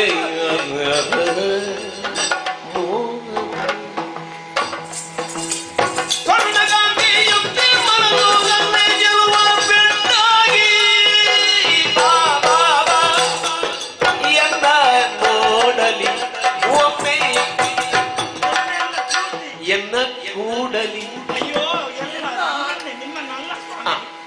ಎನ್ನ ನೋಡಲಿ ಎನ್ನ ಕೂಡಲಿ ಕಣ್ಣ ನೋಟದಿಂದ ಮೋಹನೆ ಕಣ್ಣ ನೋಡದಿಂದ ಸೆಳೆವ ಬಣ್ಣ ಕಾಣಿಯುತ್ತೆ. ಎನ್ನ ನೋಡಲಿ ಎನ್ನ ಕೂಡಲಿ ಪವ ಮೋಗನೆ ನೋಡಲಿ ನೋಡಲಿ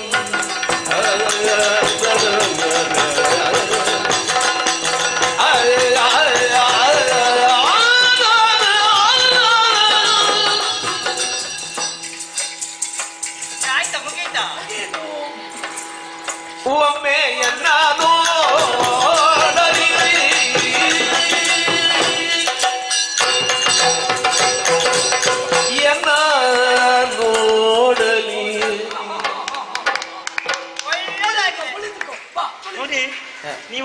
ಅಪರೂಪಕ್ಕೆ ಬಂದದ್ದು. ಮಾತಿಗೆ ಎಣ್ಣ ನೋಡಲಿ ಅಂತ ನಿಮ್ಮನೆ ನೋಡಿದ್ರೆ ಮತ್ತೆ ನಾನೇ ಆಗ್ತಿಲ್ಲಿ. ನಿಮಗೆ ಗೌರವ ಕೊಟ್ಟದ್ದು ನನಗ ನಾನು ಎಣ್ಣ ನೋಡಲಿ, ಆಮೇಲೆ ಎಣ್ಣ ಕೂಡಲಿ. ಅಯ್ಯೋ ಅವಳನ್ನು ನೋಡುವಾಗ ಶಿವ ಶಿವ ಶಿವ ಶಿವ ಏನ ಸಿಂಹ ಸಿಂಹ ಹಾಗಲ್ಲ ಮೈಯೆಲ್ಲ ಶಿವ ಶಿವ ಶಿವ ಶಿವ ಮೈಯೆಲ್ಲ ಒಮ್ಮೆಲೆ ತಪ್ಪು ಆಮೇಲೆ ಮತ್ತೆ ಪುನಃ ಉರಿ ಎಲ್ಲ ಆಗುತ್ತದೆ. ನನ್ನನ್ನೇ ನೋಡಲಿ, ಆಮೇಲೆ ನನ್ನನ್ನೇ ಕೂಡಲಿ. ಹಾಗೆ ಹೇಳಿದ್ರೆ ಆಗಲಿಲ್ಲ. ಏನಾದ್ರೂ ಹರಕೆ ಹೇಳ್ಬೇಕು. ಏನು ಹೊರಗೆ? ಯಾರಿಗೆ? ದೇವರಿಗೆ. ಅಯ್ಯೋ ಕರಿಮುಖಗೆ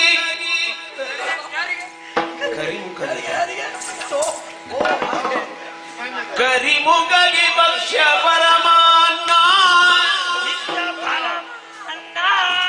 ದೇವಿಗೆ ಧರಣಿ ದುರರಿದುಗೆ ಭೂದಾನ ಗೋದಾನ. ಸ್ವಲ್ಪ ಕೊಡಿ, ಮೌಲ್ಯ ಧರಣಿ ದುರರಿಗೆ ಭೂದಾನ ಗೋದಾನವೆಂದೋ ಪರಿಪರಿಯ ಹರಗೆಯ ಬೀಳೆ. ಕೆಲರು ಇದು ಫಲವಿಲ್ಲೆನ್ನುತ್ತ, ಫಲ ಇಲ್ಲ, ಇದು ಫಲ ಏನಿಲ್ಲ. ಕರಗೆ ಮಂತ್ರಿ ಜನ ಆಗಮಗಿದು ಹಲವರು ತೋಳದರಿಗೆ ಮುಗ್ಗುರ ಮಾಡಿದರು ಗಾಲಿದುಗಲಿ.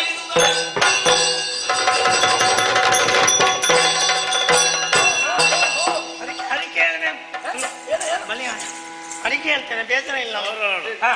ಏನು ಯಾವ ದೇವರಿಗೆ ಏನು ಅರಿಕೆ ಹೇಳಿದ್ರು ಅವಳು ನನ್ನ ಕುತ್ತಿಗೆಗೆ ಹಾರ ಹಾಕುವ ಹಾಗೆ ಹೇಳು.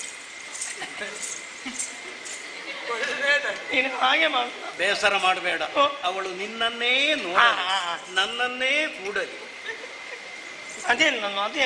ಆಗ್ಲಿ ನಿನ್ನನ್ನೇ ಕೂಡಲಿ. ಮುಂದುವರಿಸು ಮಾರ್ರೆ. ಅಡಿಕೆ ಅದು ಗಣಪತಿ ದೇವನಿಗೆ. ಗಣಪತಿ ದೇವರು ಗಣಪತಿ ಕರಿವದನ ಕರಿವದನ.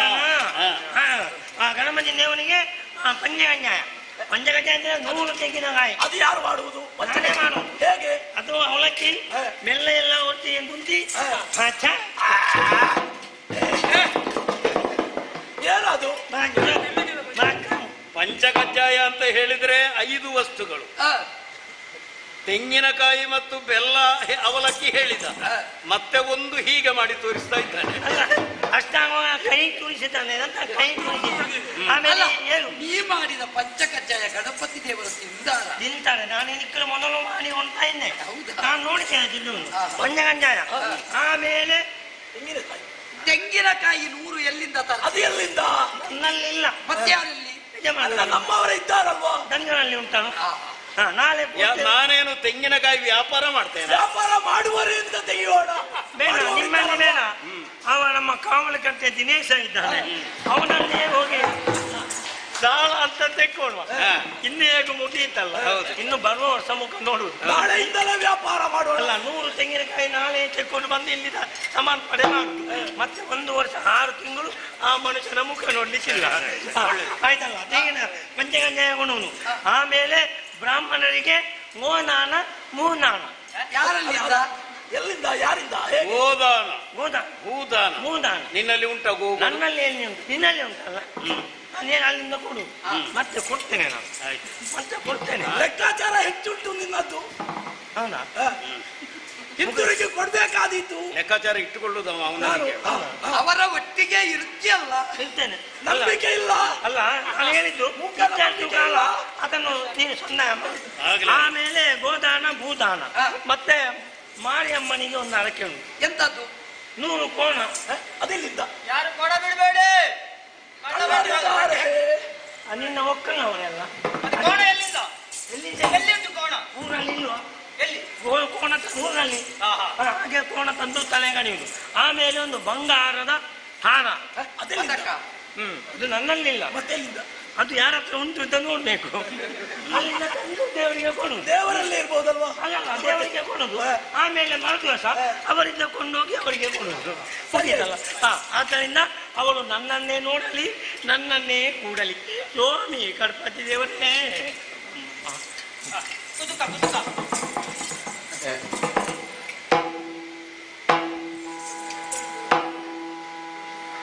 ಕರದಿ ಪಿಡಿದು ಸುಮಮಾಲೆಯ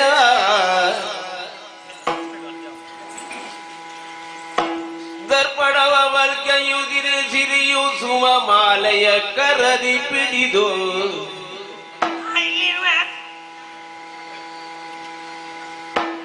ಬಂದು ಕಂಡಳು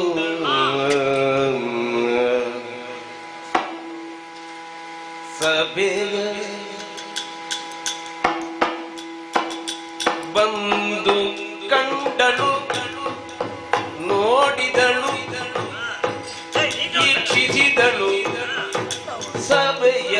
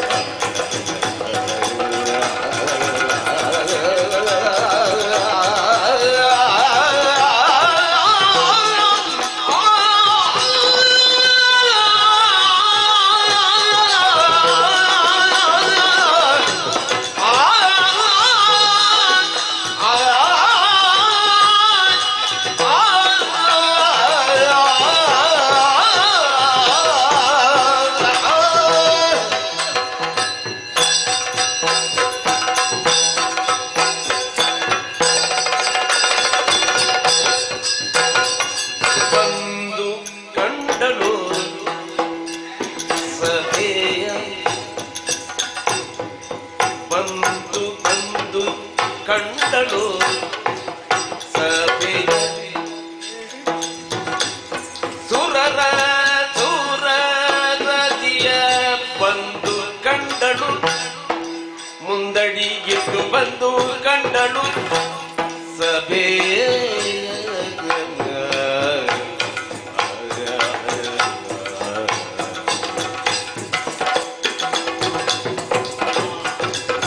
ಮುಂದೆ ರಂಜಿಸುವ ಇಂದುಧರ ಮುಂದೆ ರಂಜಿಸುವ ಇಂದುಧರ ಅರವಿಂದ ಭವ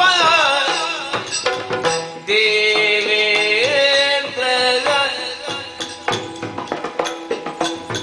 ಸುಮನಸ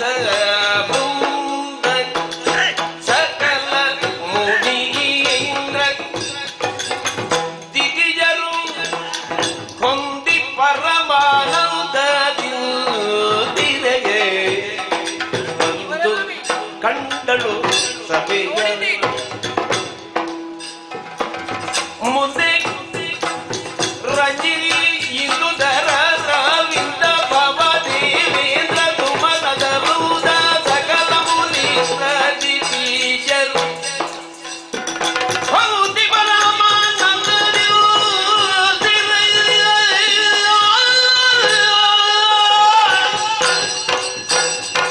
ಬಂದು ಕಂಡಳು ಸಭೆಯ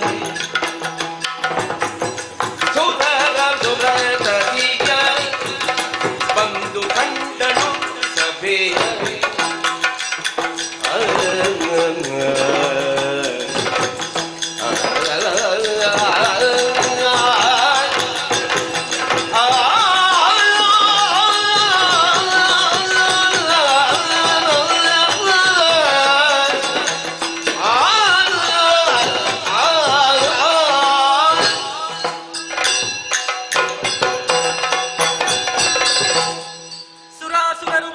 ಕ್ಷೀರವಾರಿಧಿಯನ್ನು ಮತಿಸುವಂತಹ ಕಾಲಕ್ಕೆ ಸ್ವರ್ಣ ಕಲಶದಲ್ಲಿ ಉದ್ಭವಿಸಿ ಬಂದವಳು ನಾನು.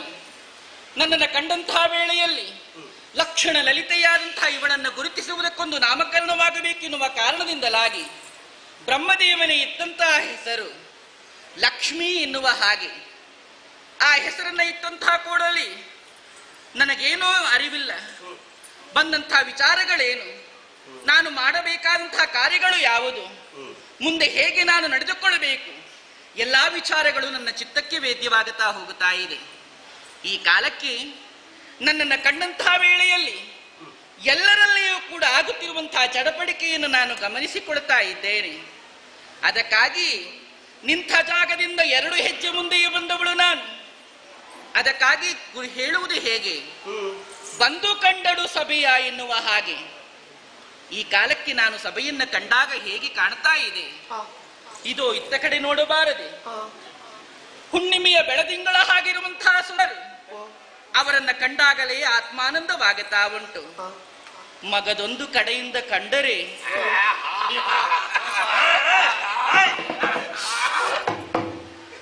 ಅಮಾವಾಸ್ಯೆಯ ಕಾರ್ಗತ್ತಲಿನ ಹಾಗುಂಟು. ಎಲ್ಲಿ ನೋಡಿದರೂ ಕೂಡ ಕರಾಳತೆಯು ಮನೆ ಮಾಡಿಕೊಂಡಿದೆ. ಹೀಗಿರುವಾಗ ಇಲ್ಲಿ ನಾನು ಸ್ವಲ್ಪ ಚಂಚಲತ್ವವನ್ನು ತಾಳ್ತಾ ಇದ್ದೇನೆ. ಕರದಲ್ಲಿರುವಂತಹ ಸುಮಮಾಲಿಕೆ ಕೊಟ್ಟವರು ಯಾರು ಎನ್ನುವ ಹಾಗೆ ಕಂಡರೆ ಬ್ರಹ್ಮದೇವನೇ ಇದ್ದದ್ದು. ಅವರ ಆಲೋಚನೆ ಹೇಗೆ, ನಿನಗೆ ತಕ್ಕುದಾದಂತಹ ವರನನ್ನ ನೀನೇ ಆಯ್ಕೆ ಮಾಡಿಕೊಳ್ಳಬೇಕು ಎನ್ನುವ ಹಾಗೆ ಕರಗಳನ್ನ ಮುಗಿದು ತಾಯಿ ಎನ್ನುವಂತಹ ಮಮಕಾರದಿಂದ ನನ್ನ ಮಗವನ್ನ ಕಾಣ್ತಾ ಇದ್ದಾರೆ. ಅವನನ್ನ ನನ್ನ ಮಗ ಎನ್ನುವ ಹಾಗೆ ಅಂದುಕೊಳ್ತಾ ಇದ್ದೇನೆ. ಇತ್ತ ಕಡೆಯಿಂದ ಕಂಡರೆ ಪರಶಿವನು ಕುಳಿತುಕೊಂಡಿದ್ದಾನೆ. ಪ್ರೀತಿ ಎನ್ನುವಂತಹ ವಿಶ್ವಾಸ ಮಮಕಾರವನ್ನೇ ತನ್ನ ಮಗದಿಂದ ಹೊರಸೂತಿಸ್ತಾ ಇದ್ದಾನೆ. ಆ ಕಾಲಕ್ಕೆ ಅವನನ್ನ ಕಂಡಾಗ ಸಹೋದರ ಎನ್ನುವ ಹಾಗೆ ಅಂದುಕೊಳ್ತಾ ಇದ್ದೇನೆ. ನೆರೆದಂತಹ ಋಷಿಮುನಿಗಳು ಕಾಣುವಾಗ ಮಾತೆ ಎನ್ನುವ ಹಾಗೆ ಕರಗಳನ್ನು ಮುಗಿದು ತನ್ನ ಶಿರವನ್ನ ಬಾಗುತ್ತಾ ಇದ್ದಾರೆ. ಆವಾಗಲೇ ನನಗೆ ಮಾತೃ ಹೃದಯ ಎನ್ನುವುದು ಜಾಗೃತವಾಗುವುದಕ್ಕೆ ಆರಂಭವಾಗುತ್ತಾ ಇದೆ. ಸುತ್ತಿ ನಿಂತವರೆಲ್ಲರೂ ಕೂಡ ನನ್ನ ಮಕ್ಕಳಾಗಿರುವಾಗ ನಾನು ವರನಾಗಿ ಆಯ್ಕೆ ಮಾಡಿಕೊಳ್ಳುವುದು ಯಾರನ್ನ? ಅದಕ್ಕಾಗಿ ಇಲ್ಲಿರುವುದಲ್ಲ, ಸುತ ನಿರೀಕ್ಷಿಸುತ್ತ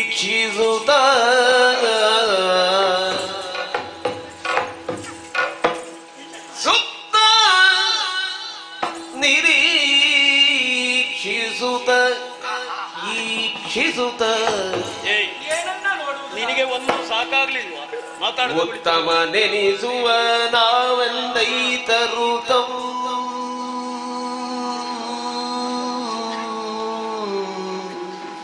ಎಲ್ಲಿದ್ದಾನೆ?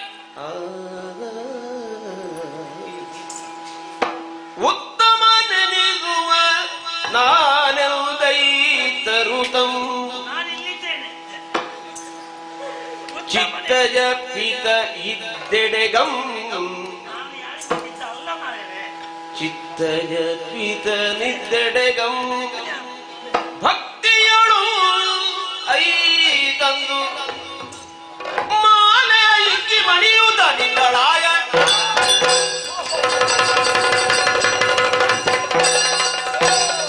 ಅರರೆ ಏನಿದು ಚೋದಿಗವೆದು ಇರುವರೆಲ್ಲರ ತಾಗಿ ತೆರಳಿಯೇ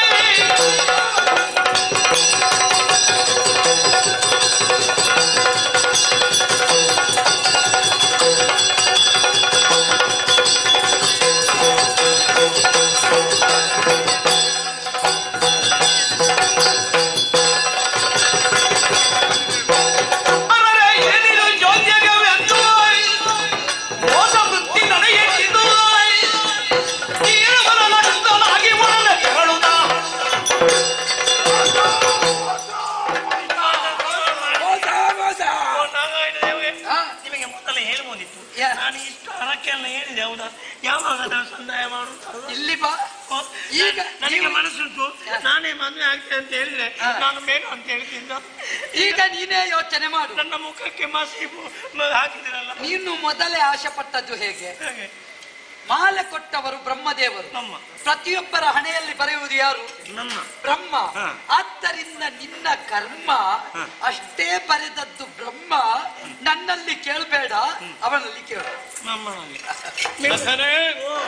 ನಾವು ಆಶಿಸಿದ್ದೆಲ್ಲವನ್ನು ಈ ಪ್ರಪಂಚದಲ್ಲಿ ಪಡೆಯುವುದಕ್ಕೆ ನಮಗೆ ಸಾಧ್ಯ ಇಲ್ಲ. ಯಾರೂ ದುಡುಕಬೇಕಾದಂತ ಅವಶ್ಯಕತೆ ಇಲ್ಲ. ಅವಳು ವಿವಾಹವಾದದ್ದಾದರೂ ಯಾರನ್ನು? ನಮ್ಮ ಆರಾಧ್ಯ ಮೂರ್ತಿಯಾಗಿರುವಂತಹ ನಾರಾಯಣ. ಆದ ಕಾರಣ ಲಕ್ಷ್ಮೀ ನಾರಾಯಣರಿಗೆ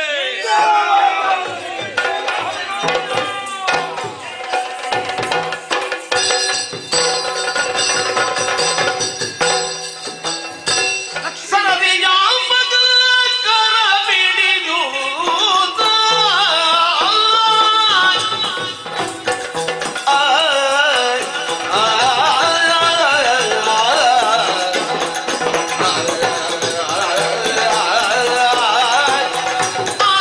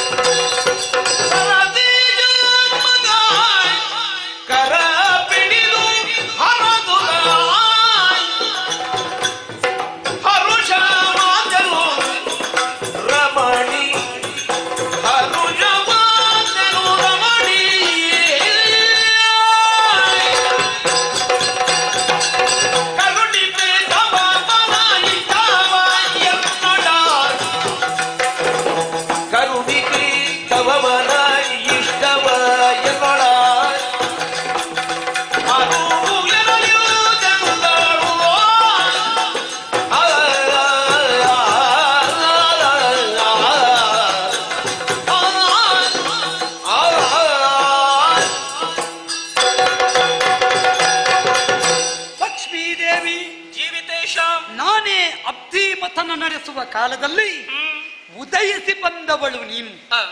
ಆದಿ ಲಕ್ಷ್ಮಿಯೇ ನನ್ನ ಪಾಲಿಗೆ ವರಲಕ್ಷ್ಮಿಯಾಗಿ ಒಲಿದು ಬಂದೆ. ಬಂದಿರುವ ನೀನು ನನ್ನನ್ನು ಸ್ವಯಂ ವರ ಅಂತ ಕಂಡುಕೊಂಡು ಮಾಲಾಧಾರಣೆ ಮಾಡಿದೆ. ನಿನ್ನ ಕರ ಹಿಡಿದು ಎತ್ತಿದ್ದೇನೆ. ಕರ ಹಿಡಿದ ಮೇಲೆ ಪಾಣಿಗ್ರಹಣದ ಸತಿ ಅಂತರ್ಥ. ಈ ವೇಳೆಯಲ್ಲಿ ಪಾಣಿಗ್ರಹಣದ ಸತಿಯಾದ ನೀನು ಚಕ್ರಪಾಣಿಯಾದ ನನ್ನಲ್ಲಿ ಏನಾದರೂ ವರ ಕೇಳಿದ್ರೆ ನಿನ್ನ ವರನಾಗಿ ಶ್ರೀವರನಾಗಿ ಅನುಗ್ರಹಿಸ್ತೇನೆ. ಸ್ವಾಮಿ, ಈ ಕಾಲಕ್ಕೆ ನನ್ನ ಅಭಿಲಾಷೆ ಬೇರೆ ಏನೂ ಅಲ್ಲ. ಹೆಣ್ಣಾದವಳು ಮುಂದಡಿಯನ್ನು ಇಡುವಂತಹ ವೇಳೆಯಲ್ಲಿ ಸ್ವಲ್ಪ ಆಲೋಚನೆಯನ್ನ ಮಾಡಿಯೇ ಅಡಿಯನ್ನು ಇಡಬೇಕಾಗುತ್ತದೆ. ನಿಜ. ಅದು ಕೂಡ ನನ್ನ ಮದುವೆಯ ಸಮಯ ಅಲ್ಲವೇ ಈ ಕಾಲ. ಈ ಕಾಲದಲ್ಲಿ ನಾನು ಎಡವಿದೆ ಎಂತಾಗಿದ್ದರೆ ನನ್ನ ಕೊನೆಯ ಕಾಲದವರೆಗೂ ನಾನು ಕೂಡ ಅದನ್ನ ದುಃಖದ ಕಡಲಿನಲ್ಲೇ ಕಳೆಯಬೇಕಾಗುತ್ತದೆ. ಸತ್ಯ. ಅದಕ್ಕಾಗಿ ನನ್ನ ಜೀವನವನ್ನ ದುಃಖದ ಕಡಲಾಗಿಸಿಕೊಳ್ಳುವುದಕ್ಕೆ ನನ್ನ ಮನವಿಲ್ಲೂ ಇಲ್ಲದ ಕಾರಣ ಕ್ಷೀರವಾರಿಧಿಯ ಆಗಿಸಿಕೊಳ್ಳಬೇಕು. ಅದಕ್ಕಾಗಿ ನಿಮ್ಮನ್ನ ಕರಗ್ರಹಣ ಮಾಡಿಕೊಂಡಿದ್ದೇನೆ. ಪ್ರಭು, ಈ ಕಾಲಕ್ಕೆ ಚಂಚಲವಾದಂತಹ ನನ್ನ ಮನಸ್ಸು ಒಂದೇ ಕಡೆ ಸ್ಥಿರವಾಗಿ ನಿಲ್ಲಬೇಕೆನ್ನುವಂತಹ ಅಭಿಲಾಷೆ ನನ್ನದಾಗಿದೆ. ಅದಕ್ಕಾಗಿ ನಿಮ್ಮ ವಕ್ಷಸ್ಥಳದಲ್ಲೊಂದು ಜಾಗವನ್ನು ಕರುಣಿಸಬೇಕು. ಸಂತೋಷವಾಯಿತು ಲಕ್ಷ್ಮಿ. ಪತಿಯಾದವನು ಹೆಂಡತಿಯನ್ನು ಪತಿಕರಿಸುವ ಕಾಲದಲ್ಲಿ ಅವಳ ಅಪೇಕ್ಷೆಯನ್ನು ಈಡೇರಿಸಬೇಕಾದದ್ದು ಕರ್ತವ್ಯ. ನನ್ನ ಹೃದಯದಲ್ಲಿ ಜಾಗವನ್ನು ಕೇಳ್ತಾ ಇದ್ದಿ. ನನ್ನ ನಿರ್ಮಂಡಲ ವಾಸಿನಿಯಾಗಿ, ನನ್ನ ಹೃದಯ ವಿಲಾಸಿನಿಯಾಗಿ ನೀನದನ್ನು ಅಪೇಕ್ಷೆ ಪಡ್ತಿ ಅಂತಾದ್ರೆ ನಾ ಆಕ್ಷೇಪಿಸುವುದಿಲ್ಲ. ನಿನ್ನಗೆ ನನ್ನ ಹೃದಯದಲ್ಲಿ ಅರ್ಥಾತ್ ವಕ್ಷಸ್ಥಳದಲ್ಲಿ ಜಾಗವನ್ನು ಕೊಡುವವನಿದ್ದೇನೆ. ಇನ್ನು ಮುಂದಕ್ಕೆ ಯಾವ ಮನೆಯಲ್ಲಿ ಗಂಡ ಹೆಂಡತಿ ಪರಸ್ಪರ ಪ್ರೀತಿಯಿಂದ ಅನ್ಯೋನ್ಯರಾಗಿ ಬದುಕುತ್ತಾರೋ ಆ ಮನೆಯಲ್ಲಿ ಲಕ್ಷ್ಮೀನಾರಾಯಣರ ಆವಾಸ ಸ್ಥಾನ ಸ್ಥಿರವಾಗುತ್ತದೆ ಎನ್ನುತ್ತಾ ನಿನ್ನ ಜೊತೆಯಲ್ಲಿ ವೈಕುಂಠಧಾಮವನ್ನು ಸೇರಿಸ